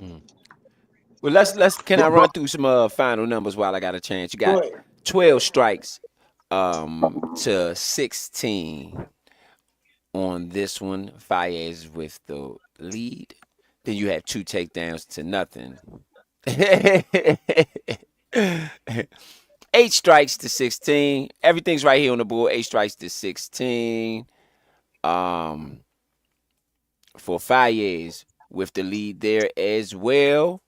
And then you have 1 knockdown though. 1 knockdown for Gaethje. So I mean, is the knockdown enough to get the win? What do you guys think? Definitely.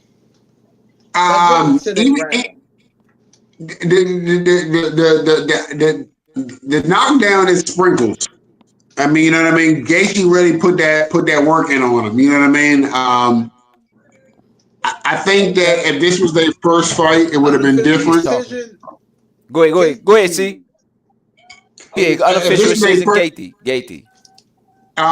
We all been in fights before, you know what I'm saying? I done lost the fight before. I done lost the fight to a nigga and then won the second fight. Or I done lost 3 fights to a nigga and won the 4th. Something about having your heart is a rough joint, you know what I'm saying? Third one out, if they was fighting again, maybe the outcome would be different, but having that situation where somebody knows you and they beat you, it's a level of confidence to fight a nigga and already have beat him before. All 3 cards was 29-28 for Gaethje. Yeah. So they gave round. So what's that? Round 2?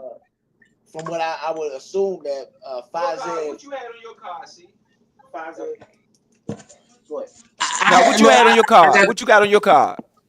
I mean, I had Gaethje, but I had Fiziev for the first. I had a draw. I had kind of even for the first round, and then I had Gaethje for the last 2.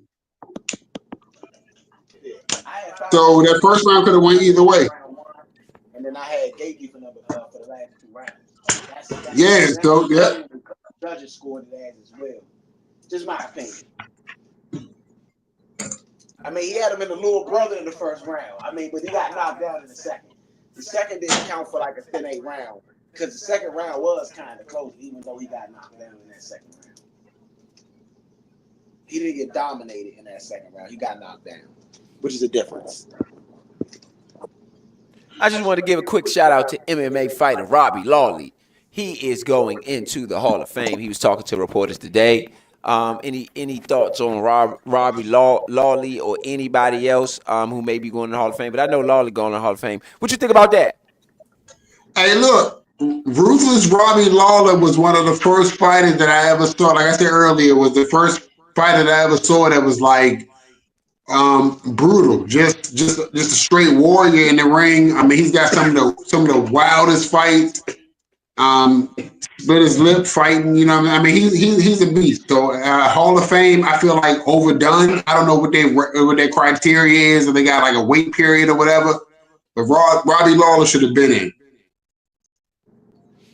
That's what's up. That's what's up. I definitely agree with you on that one. Definitely a storied career. One of the hardest fighters out there. Left it all in the ring.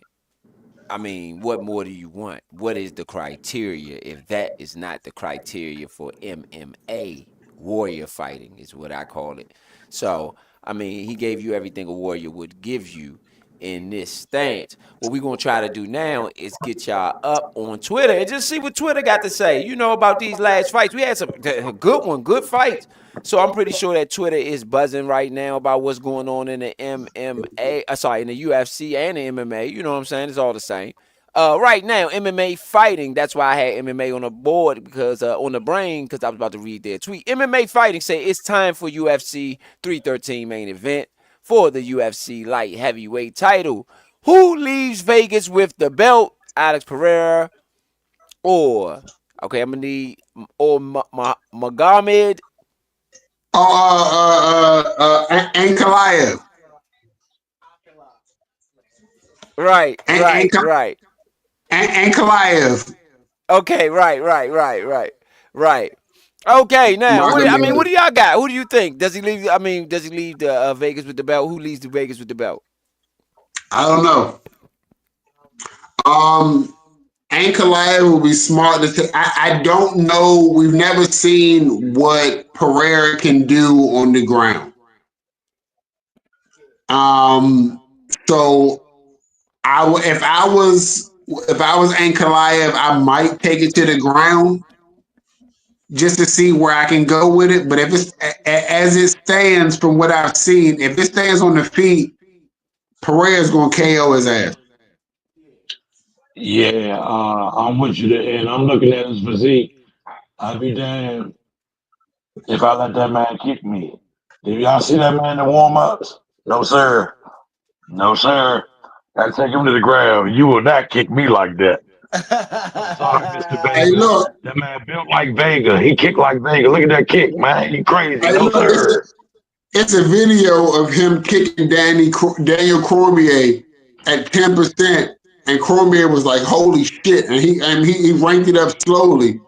This man's leg kick, and if you look at when he clipped Jamal Hill, he clipped him. He didn't even hit him flush. He clipped him, and his eyes rolled up in the back of his goddamn head.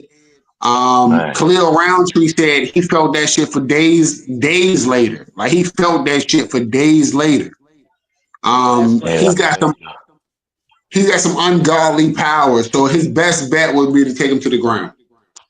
His name is not Pereira, y'all. I'm here to tell y'all that is Vega from Street Fighter. He said that's Vega from Street Fighter. Hey. Man, that kick is diminishing. I'm looking at the kick. I can feel the kick through the screen. Like, man, that kick. Oh man, wow. So you know they got the UFC got the whatever the fuck the PFA or whatever the fuck they call it. The Fighters Institute, whatever. They got a punch meter, and Francis Ngannou hit the punch meter, and he set the record.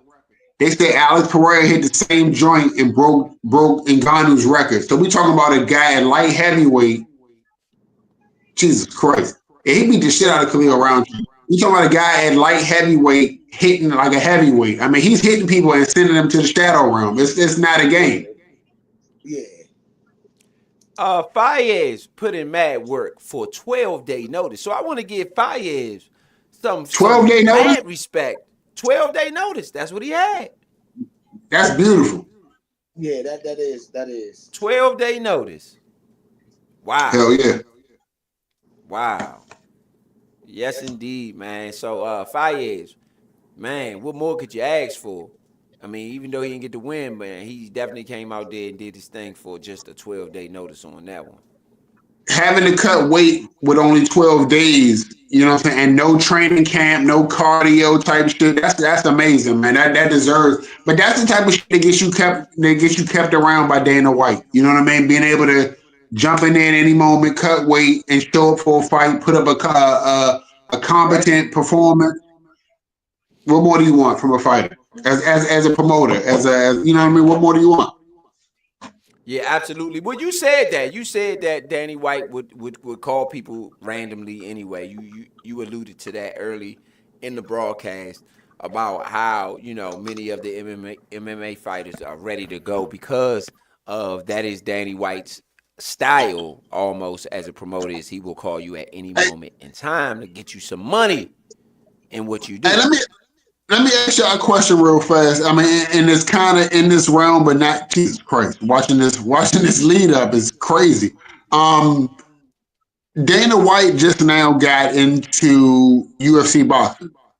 Him and the Sheik. I don't want to say that if I'm saying that right or wrong, but him and the Sheik that's doing all the boxing. I don't really. I can't pull his name, but they're doing a UFC boxing thing.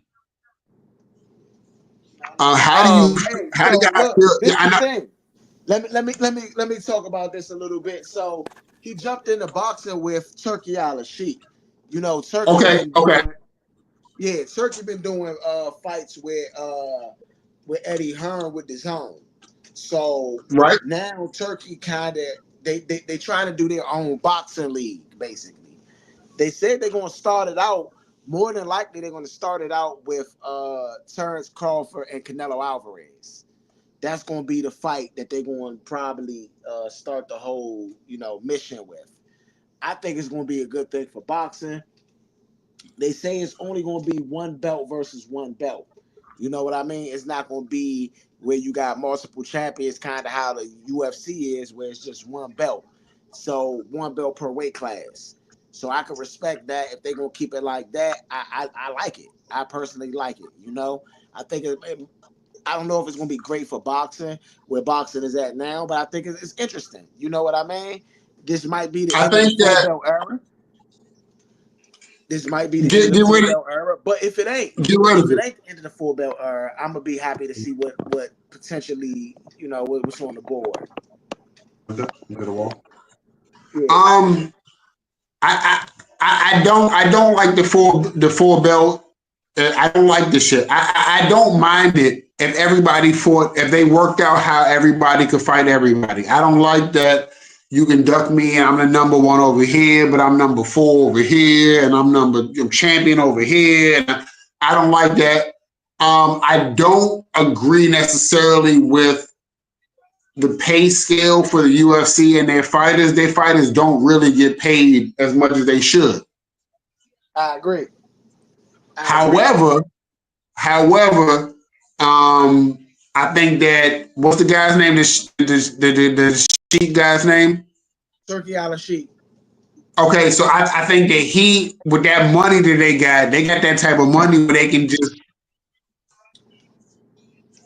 you know what I mean, just keep throwing it. So everywhere. That'll be good for the fighters to get paid, and maybe they can set up. Hopefully, they smart enough to set up some type of fighter pension, seeing how everything went in the last couple of years. Yeah, but yeah, I don't know. I mean, like I said, I'm still on the fence about how they gonna actually do it. but I am excited to see what somebody can do with boxing. I mean, we it's getting stale, and nobody wants to fight anybody. Yeah. Now, You know, everybody's protecting their own. I don't even think it's not even about the fighters though, and I think that's really what the problem is. It's not about the fighters. I think the fighters will fight anybody. I think the promoters are trying to protect the investment. Absolutely. You know, which is the problem. I think that's the biggest problem. The promoters are trying to protect the investment of the fighter instead of letting the fighter just fight and build off a legacy. See, the thing about what Floyd Mayweather did, Floyd Mayweather put in the work and beat a lot of those people early in his career. So where he's at the end of his career, I'm not fighting all these ever, you know, I'm going to go in there, outbox a couple of these guys, get this money and roll, you know?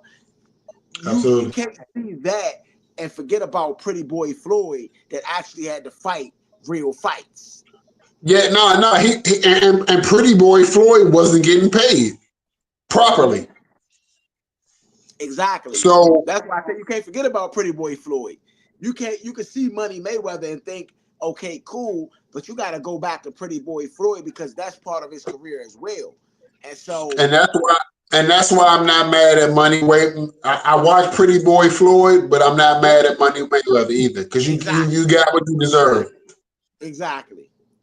The exact way I feel that I can second that. I can't be mad at the guy for now after he done been through those fights, after he been through the tough times, after he been through certain things and certain high level opponents. Now he get to fight whoever he want to fight.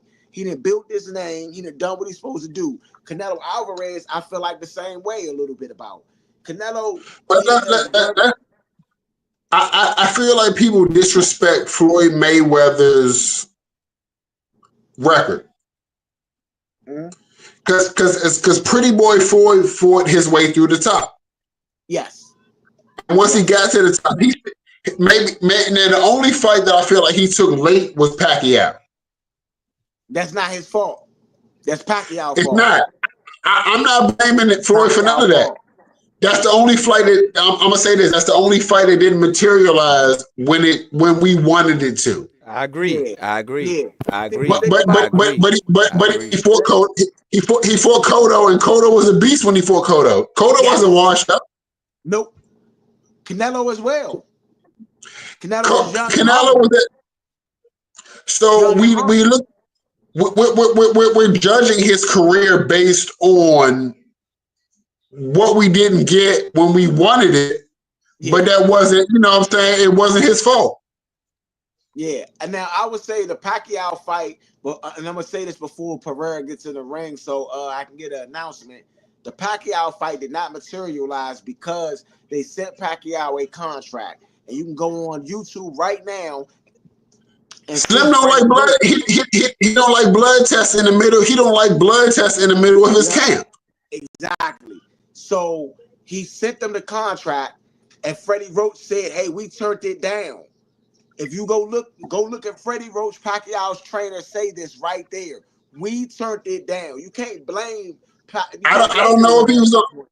I don't know if he was on some kind of PEDs or whatever, but somebody coming from 106 and keep from 106 pounds and keeping that amount of power and increasing power going up. You got to give me a blood test, Slim. It's kind of crazy. All the way up in to the era of steroids. In the era of PEDs, you got to give me some blood. Fuck a piss test. You can wash that shit out.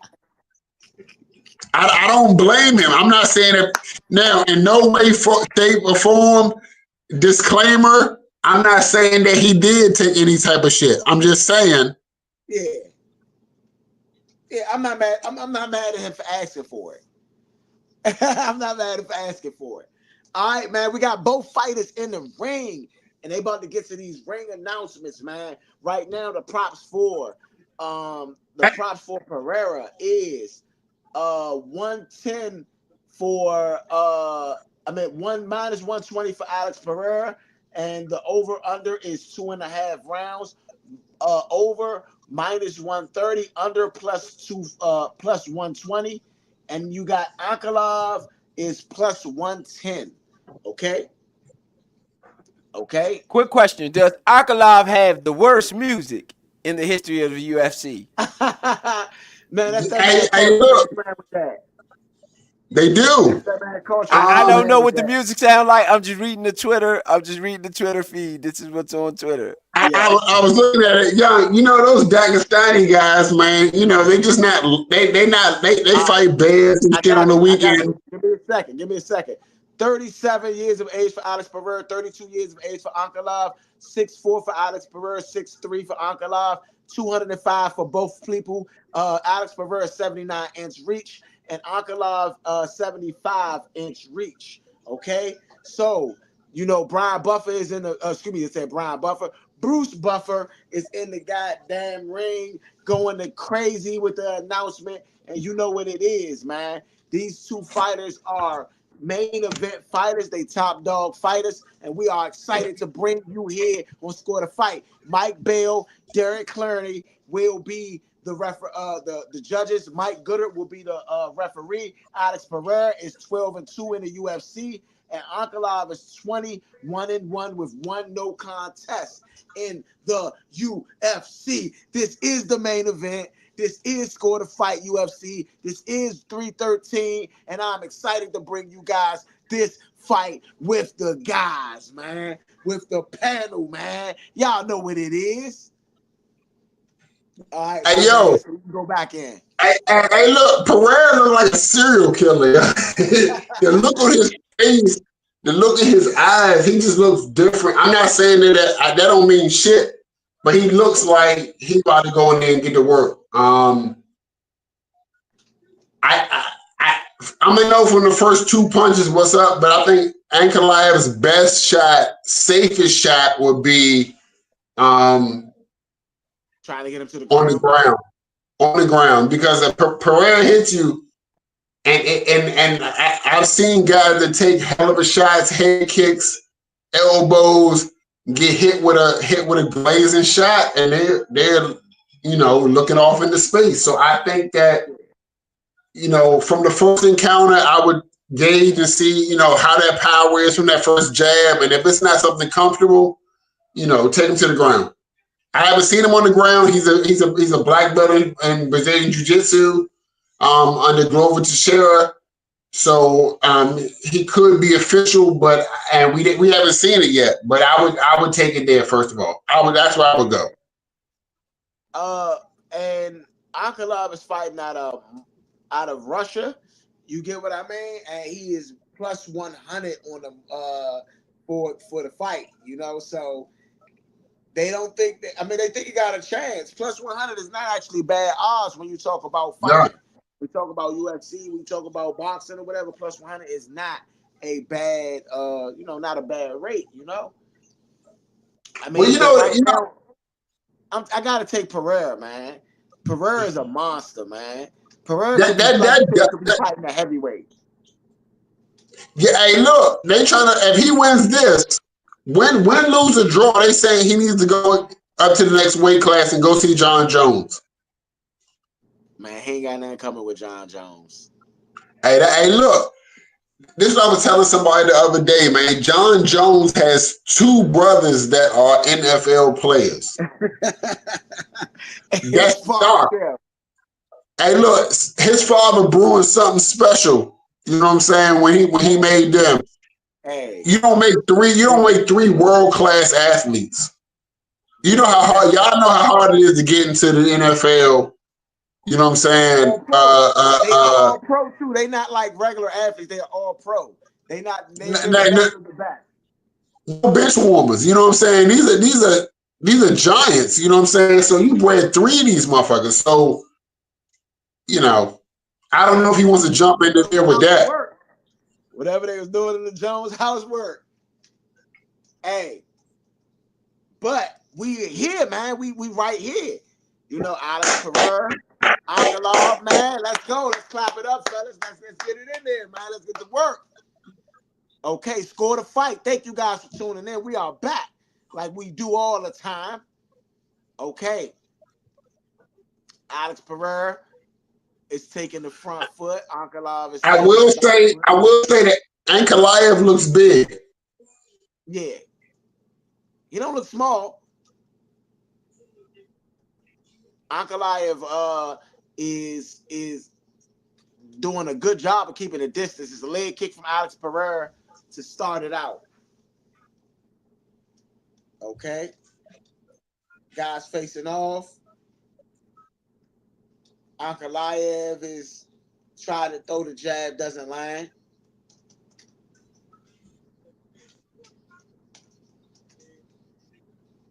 Alex Pereira goes for a leg kick, doesn't land. There's 4 minutes left in this 5-round UFC light heavyweight championship fight. Ankalaev is the #1 contender in that division. A leg kick for Alex Pereira as well. Again, you know, Alex Pereira is fighting orthodox. Ankalaev is fighting southpaw, actually. Ankalaev is trying to find a way in, but Alex Pereira is doing a good job of keeping the distance. Ankalaev is doing good with center control of the ring. Yeah. Not letting him, not getting up an inch, keeping Alex Pereira on the outside center ring. Yeah, absolutely. Ankalaev does land a leg kick right there, right back on Alex Pereira. It is 3 minutes left in this first round. 3:08 to be exact.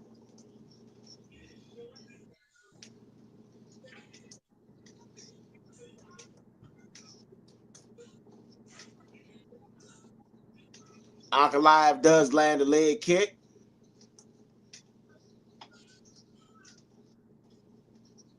Now, one thing about Pereira doesn't throw a lot of punches. He's at 60, I think he's like 65, 66% connection rate as far as stand-up goes. He throws only minimal. So he's got to wait and see what he sees, if he sees something before he gets caught, if he gets caught. Ankalaev does go for a roundhouse that does not land on Pereira. Pereira, that was a good way to invade for Pereira. But I will say that Ankalaev is finding the range well using his hand because he's using the kind of closing in the distance. I feel like Pereira is just a little longer, even though he's only 1 inch taller. He's a little longer. It's just his arms seem longer, his legs seem longer. You know what I mean? But you know what's another thing? Pereira seems a little, even though Pereira's been fighting for a long time, he's predominantly a kickboxer. He's been doing kickboxing more so longer than he's been doing MMA. He seems a little off his leg kicks. He seems like sometimes when he misses, they're a little wild. He seems a little off balance. More so than Ankalaev, who seems to be more stable. You know, even when he misses a leg kick, misses a punch, he seemed to still be more grounded and more stable in his approach. Yeah, Ankalaev goes for that overhand left hand and does not land. I mean, Alex Pereira kept really good distance in that space. Alex Pereira is on that back foot, but Ankalaev, like you said, is keeping center ring, doing a really good job of keeping center ring, and that leg kick is checked by Alex Pereira. Alex Pereira down switches stances. I mean, Alex Pereira doing a good job of keeping the legs moving. 40. This is definitely a good pace for a 5-round fight. I mean, we're looking at 37 seconds in. Nobody's taking any substantial damage. No. Distance has been established. Pereira has landed 14 leg strikes. 14 leg strikes. And, okay, so this is big. So Ankalaev goes in for the takedown. Pereira stuffs the takedown, which is great. This is established of power. They're going to be able to gauge who's stronger, who's weaker. Nothing from that takedown. Yeah. Good I'm first giving that round. first round to Pereira. I mean, he landed a lot of leg kicks. I mean, that's really Yeah. the only thing in that first round you could really say that was different. Pereira. I got Pereira too on that first Yeah. round. Yeah. Pereira for the first. Yeah, Pereira for the first. I mean, but it wasn't anything significant of a round, though. You know what I mean? Like, it was a really engaging round from both fighters, I would say. Really engaging round.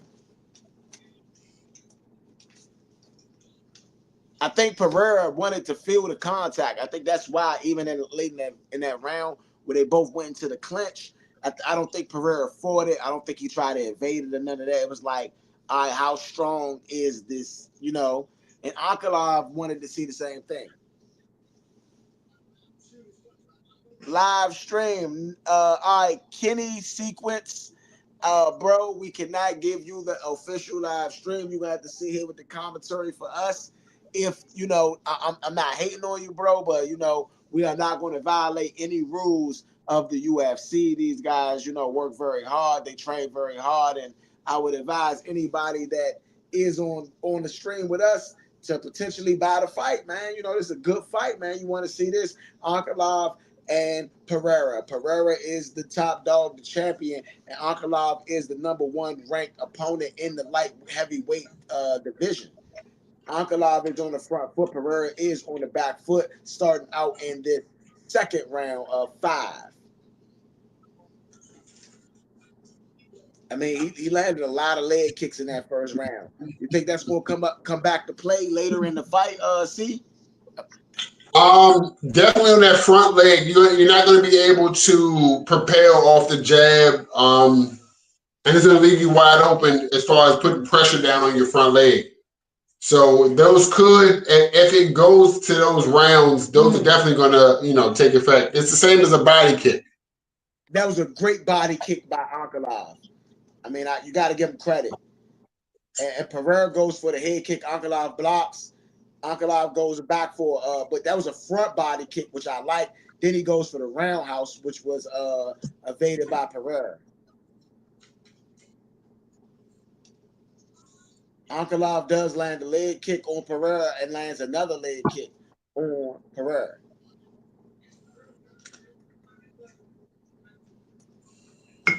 Ooh.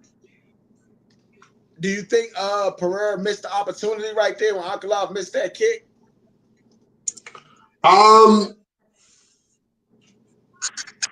It's hard, with fighting, it's hard to say. Like, if you go in there and get it, could you get countered? You know what I mean? Or could you land? I mean, it's hard to say with fighting if that was a missed opportunity or not, because you may have caught a spinning back fist or a spinning back elbow or something like that. You know what I mean? Yeah, I get you. That's a really good overhand right by Ankalaev. Ankalaev is winning his next round. I don't know. I don't know if he's winning because of connection, but he's definitely the busier of the two. Yeah. I mean, I don't feel like Pereira's anything in his round to really say. But he doesn't. He's not a high volume puncher, a high volume type of guy. He's one of those guys that, you do he's keeping the distance and he's getting his hands up in your face and it's lights out. Ooh. Oh, good 2-piece. Ooh, that was a really good 2-piece from Ankalaev. Pereira backs up. That's what I'm saying, man. Ankalaev is making the best of his moments. Now the John Wick type of aura that we give Pereira. Remember, Adesanya at 185 knocked him out. Yeah. Good short uppercut by Ankalaev. I mean, he landed in the second round quite a bit. But if you know the guy is going to come in, and he's going to attack, the short is what you got to work on. The short uppercuts, the short, the short hooks and stuff like that is what's going to land, because you got a guy that's going to come in, and as great as Pereira is at striking, his defense leaves something to be desired. I mean, he definitely is. He's hittable. Definitely hittable, and it's the thing. I don't think that he's taking advantage of his range or anything. Pereira isn't throwing anything in this round. Like the first round, he was at least the leg kicks.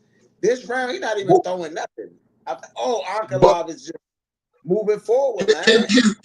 His defense, although it doesn't look great, he definitely puts his hands up, so you're getting a lot of forearms, a lot of shoulders when you throw.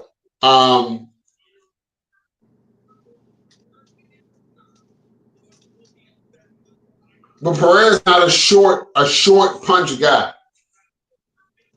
Yeah. But Pereira ain't throwing, like, in my opinion. Oh, Pereira is not throwing. It's either Pereira's hurt or I don't know. I think Pereira was hurt in the end of that round. Oh, most definitely. No, I'm saying like before he even got hit with that last shot. I gotta give that second round to Ankalaev. Definitely, absolutely. Yeah, that's who I got too. I mean, he caught him on the chin, almost knocked him out. Yeah, I got Ankalaev too. I mean, that was a quick left hand. Pereira's scared, I feel like. Well, I mean, this is the type of fight you're going to get from a guy that doesn't throw a lot. You know what I mean? He's not going to throw a lot. He's not throwing a lot. He's waiting to counter. But that punch showed that unorthodox and unorthodox angles are going to get the job done. Absolutely. And they are fighting in the T-Mobile Arena in Las Vegas, Nevada. So shout out to Las Vegas.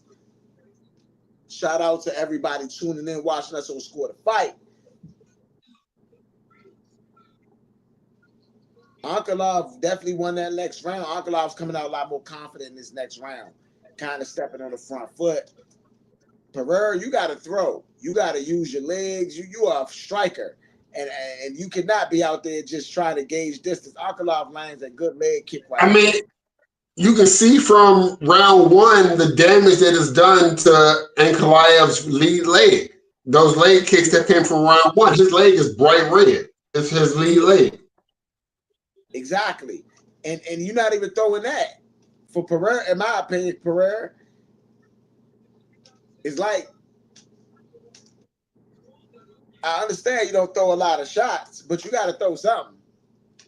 You can't just let him outland you. At some point, Pereira's going to have to get into the fight because Ankalaev has got him right now.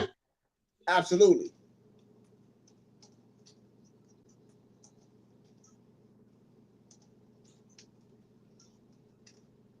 And I mean, you got to throw some head shots.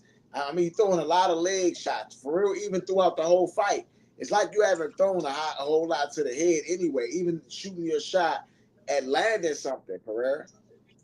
You know what's crazy? Me watching this right now, I would hit Ankalaev with a right hook uppercut combination. You know what I'm saying? Something over. You know what I'm saying? Because he's due for it. It's right there for him. I will put the left hand out there for him, and then I will come with it, boom, and right up under there, and he can catch him. It's open. I mean, even throwing a left overhand. You know what I mean with the lead hand, a lead overhand right. I mean, a lead overhand left for Pereira.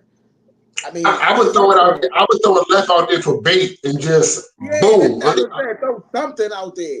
I feel like Pereira's landing really good on the leg. Pereira does land a good elbow in that exchange. Good elbow, yeah.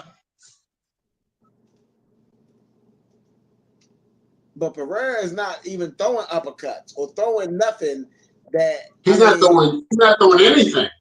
Yeah, that's what I'm saying.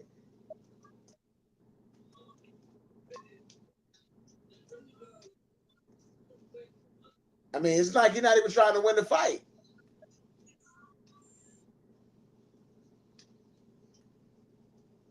It's like Dana White told him, you better not go under today. I mean, even like, that's one thing about John Jones, man. I love John Jones because when we watch John Jones fight, man, he throwing some strikes. He ain't gonna sit up in that ring and not throw nothing. Pereira just he's trying to go to the John Jones trying to go to the club afterwards. He not trying to have a black eye. He's trying to go hit the club and do some cocaine and shit. He not trying to, you know what I'm saying? He's not trying to fucking sit around here with you all night. As soon as you give him the opportunity to end the fight, he's ending the fight. And that's a good clinch right there. Ankalaev is putting a lot of pressure on this on Pereira in this third round, excuse me. I would get Pereira's back against the cage. Yeah. Because he's not throwing enough to do anything special. So I would definitely try to get him to, you know, against the cage.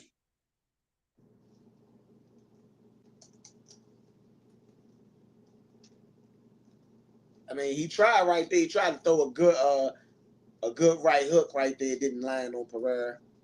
Pereira's still backing up. Pereira been moving around a whole lot. I mean, I feel like Ankalaev you could say he's winning this round, but I mean, not necessarily dominating. Good jab. He's definitely winning. He's winning. He's definitely winning. It's not an ass kick or anything like that, but he's definitely winning. Yeah. No, exactly. But he's winning more so because Pereira's not throwing anything. Yeah, that's why. Can't get mad that you can't say that he's just dominating the fight. You can just say that he's not throwing nothing. Yeah. That was a really beautiful jab, though. I ain't gonna hold you.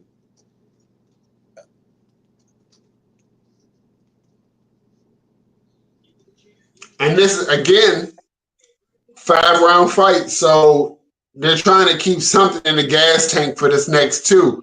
But somebody's going to have to unload at some point and take control of this fight because Pereira's winning, but he's not.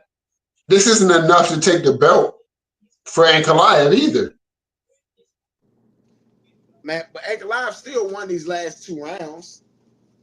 But again, in fighting, you got to beat the champ. So if you're not doing enough to do enough, then it may not go your way. I'm not saying he's not winning this fight, but this may not be enough to get that belt. I be trying to tell people all the time the same thing. Like I try to tell people about the Tank fight.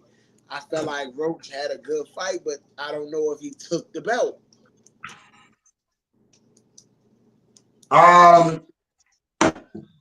You know, Tyson Fury, Deontay Wilder. You know what I'm saying? Yeah, you beat him. You didn't lose the fight, but did you win the fight? I mean, you gotta exactly. You know, you whooped his ass for X amount of rounds, but you didn't beat. He dropped you twice. So how do we give you that fight, even though you whooped his ass?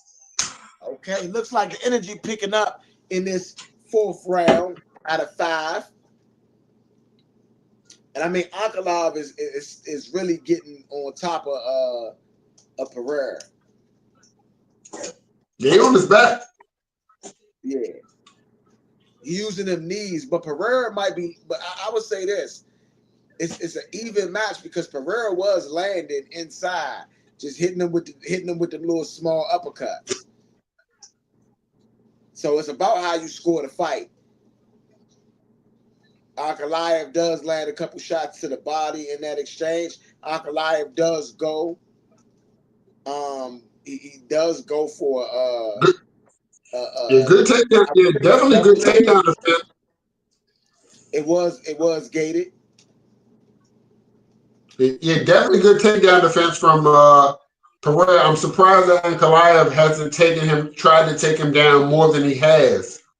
Yeah. Maybe he fears the ground game of Pereira, but I haven't seen enough to make me. If I was a UFC fighter, I haven't seen enough from Pereira to make me fear his ground game. Exactly. Ankalaev does land. Oh, and Ankalaev does land on that exchange.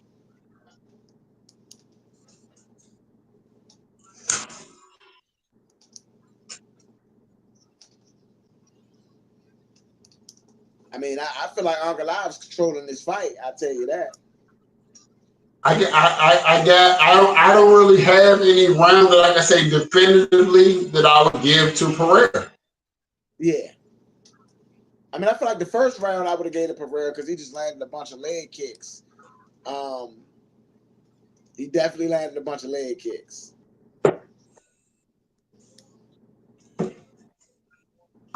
That was it. Because Ankalaev didn't really land in that first round, but that was it.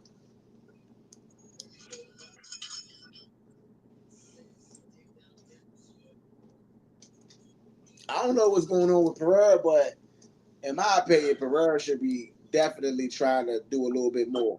Looks like he's going to lose his belt tonight. Yeah, if he's not going to get more active in this next 2 minutes or so, and in the last, if he goes to the last round, he's definitely going to lose his belt. He's not doing shit, honestly. Yeah. He definitely looks flat. A lot of bruising to his rib cage and back, you know, from the leg kicks and stuff. I mean, from leg kicks and stuff like that. He just doesn't look like he's in the fight. No, I agree with that.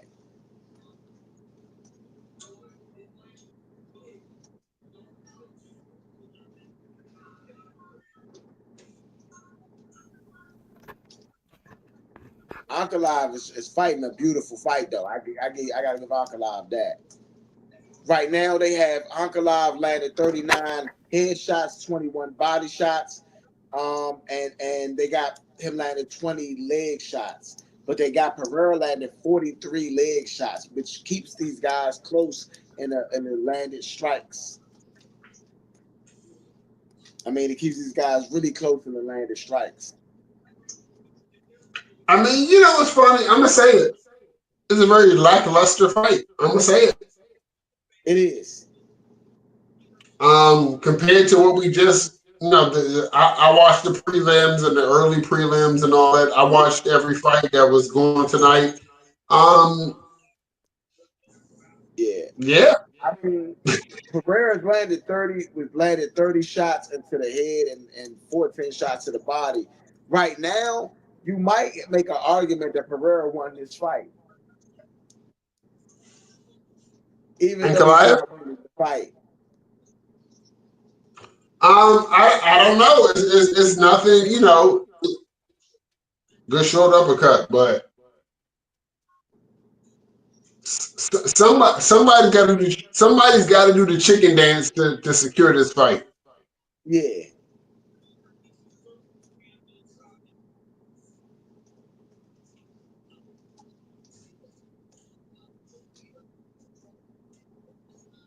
Yeah, that was a really good inside. I mean, Ankalaev doing heavier work in the inside. It's crazy because it's nobody seems tired at all. No. This is it. Somebody's going to have to empty the gas tank. I would love to give that a 9-9 round, but I would give Ankalaev an 8 in that. He had more control.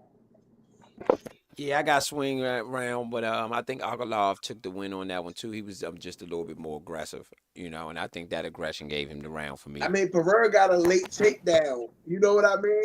Cheesy, but late takedown. You get what I mean? Like, it's so cheesy that it might go down as a cheesy decision right now. Well, I mean, look, UFC is not exempt from that type of corruption. They got the same judges, the same. look, every time I hear Adelaide Bird's name, I cringe a little bit. Yeah. You know what I mean? Same judges that, you know, that judge UFC fights, judge boxing. So, you know, the same bullshit you get either way. Yeah. Now, if I think Pereira wins this round, more than likely Pereira wins this fight. And that's how crazy it is. well, I mean, also, Janet Jackson, what have you done for me lately? You know what I'm saying? If you show me something right now, I can't definitively say that, goddamn. I can't definitively say that if they was walking down the street, I could say that, you know, Ankalaev will beat the shit out of, you know, Alex Pereira. And I can't say, you know, vice versa. So Yeah. somebody's going to have to put on a performance in this 5th round. Absolutely. Absolutely. I agree. Some people say they got Ankalaev 3-1. I can't argue with it. You can't argue with that. You can't.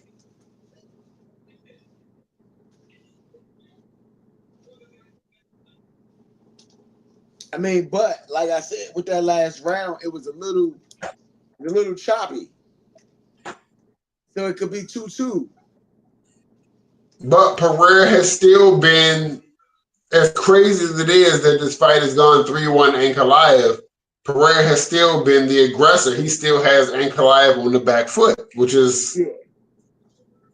doesn't signify shit. I mean, you know what I'm saying? I mean, nobody has been, I haven't seen anybody be rocked. I haven't seen, you know, it's just been a pretty even. I feel like Ankalaev rocked Pereira. I got Ankalaev right now as it stands. Yeah. I got him 3-1 as well. But I got that last round being a swing round, especially with that late takedown. Yep. But I know the UFC said that a takedown without not positioning, but a takedown without any type of whatever doesn't mean anything. Man, it means something when them judges see it. I think that the judges should be former UFC fighters. Yeah, I agree with that.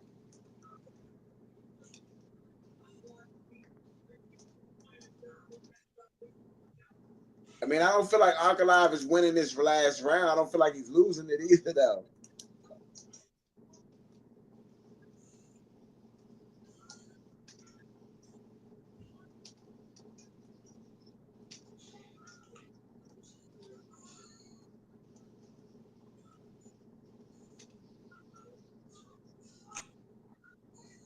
Like, that's the funny thing.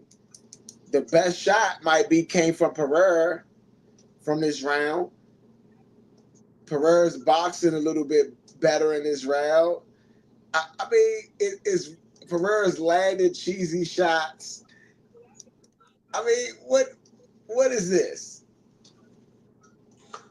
Honestly, Man. The little short jab. I mean, but he caught it with that joke clean.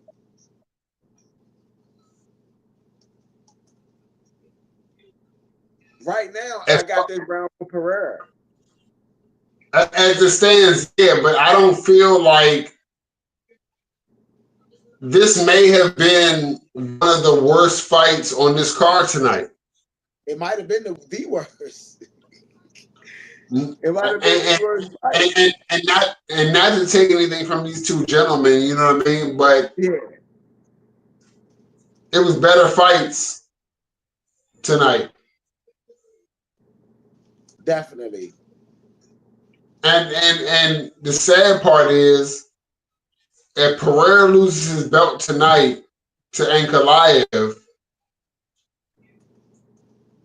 I don't feel like it got Ankalaev any higher or Pereira any lower. Because this shit didn't show anything. This was like a tussling match. It was. It was. It was. It was not the I don't know. And crazy, if you look at the numbers down there, Pereira has landed more than Ankalaev has landed. Yes. But Pereira's had position over Pereira longer. Yeah, Ankalaev definitely had better positioning, but there was nothing in this fight to dignify anybody winning. Nobody goes home with the belt tonight. It's a hey, bruh. I'm telling you now, bruh. This probably is not gonna go Ankalaev's way. It might, but if it does, they're gonna run it back. And this is not a good. I don't know if I want to see another one of these. Here's the thing. Early, Ankalaev did great. Pereira did okay. It's one of the things where, you know, it was two people chess matching. They could have done this for 10 rounds. Yeah. This was like a glorified sparring session. I can't say that Pereira. I mean, I feel like Ankalaev had more significant shots though. But by the numbers, Pereira did better. Yeah. But by what I'm watching right now, Ankalaev did better. But do I feel like Pereira lost the fight? No. He didn't win the fight either. Do I feel like Ankalaev won the fight? No, but he didn't lose it either.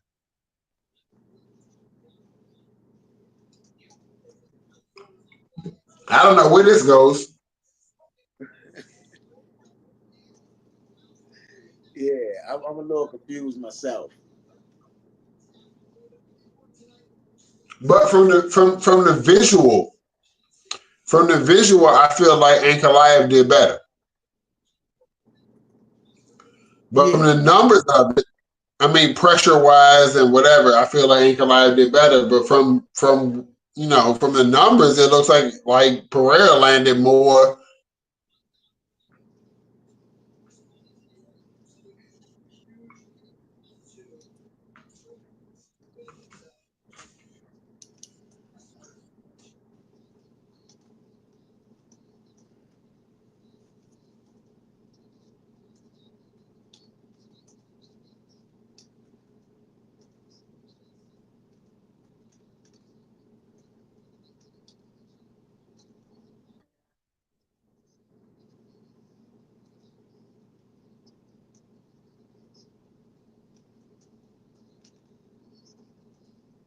It's taking a long time to deliberate.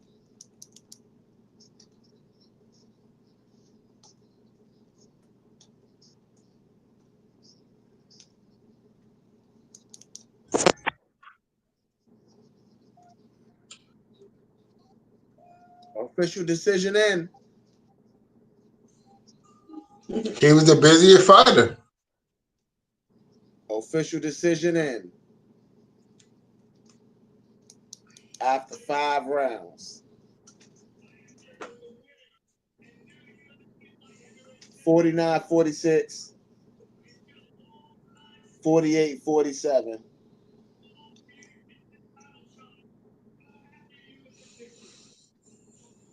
New undisputed UFC light heavyweight. Big time.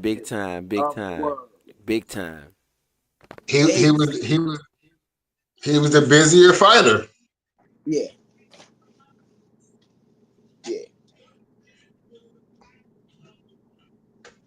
What's up?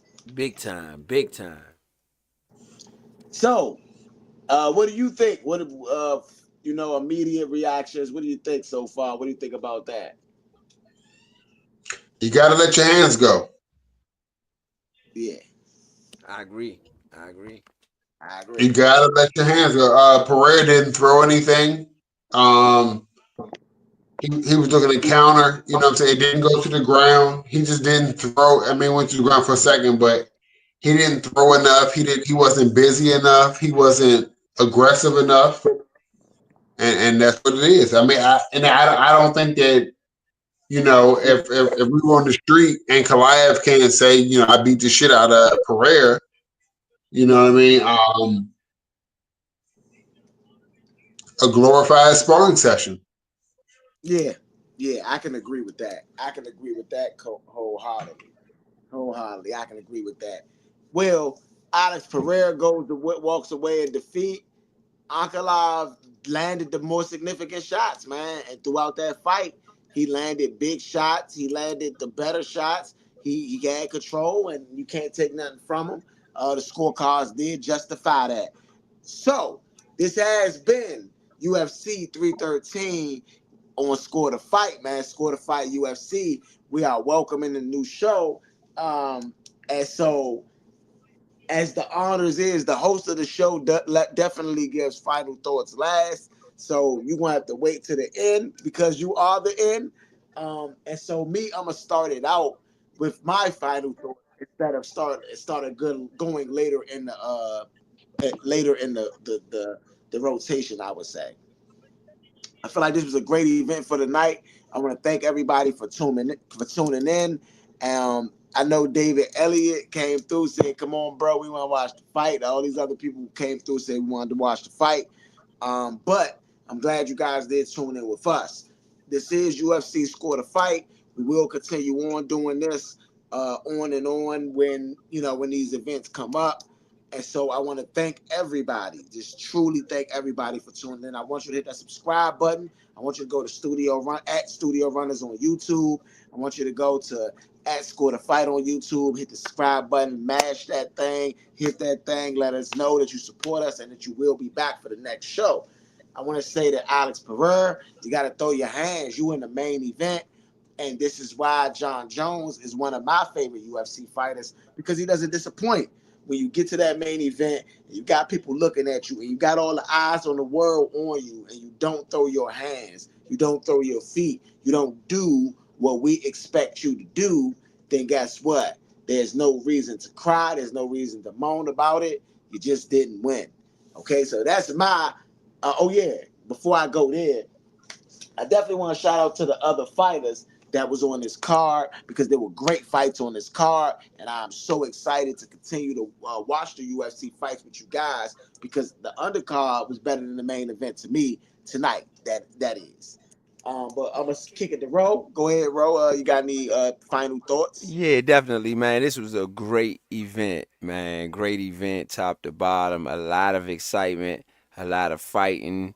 The fighters, man, they came and brought it. C, man, did a great job. Not to be funny, man. C, you did a great job, straight up and down, bruh. Like you definitely the end. Definitely did a great job, man. Great job for sure. I'm game now. I'm game. Let's see what else we got in store for the Score the Fight fans. Oh, and another thing is we had a lot of viewers today. I'm excited to see exactly what we drew in, but man, it was a lot of viewers on today. One of our better showings here on Score the Fight. You know what I'm saying? So I just want to make sure that we go ahead and shout out the fans for coming through. They came through in groves. They still coming through right now. We have a number of fans still on rocking with us even after the fight. So I want to shout out to all the fans out there for coming on through and showing us some love. It's on me. Yeah, it's on you. Yep. This is on you now, man. Hey, look, I want to thank y'all for having me on. I know I was supposed to get on a long time ago to do this UFC thing, but I thank y'all for having me on, man. It was a blast. I enjoyed myself. I will see y'all for whatever UFC fight y'all want to do, man. Definitely hit me up. I'm in there. Definitely. As far as Alex Pereira goes, man, you got to let your hands go. You can't win if you don't let your hands go. You got to be active. I agree with you, Ro, on that the undercard that was better than the main event.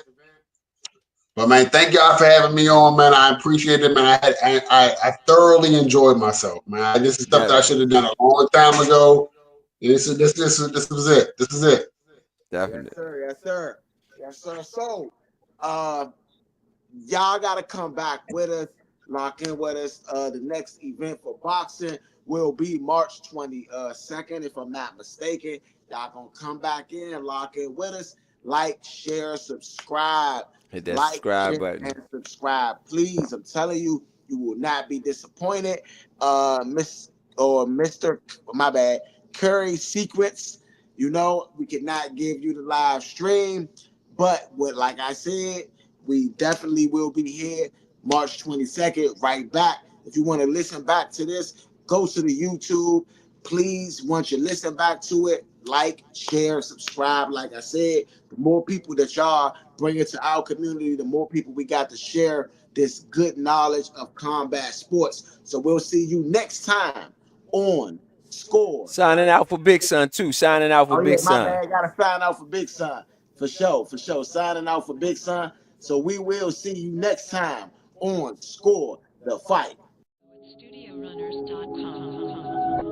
YouTube /@TheNatureDC. Subscribe today.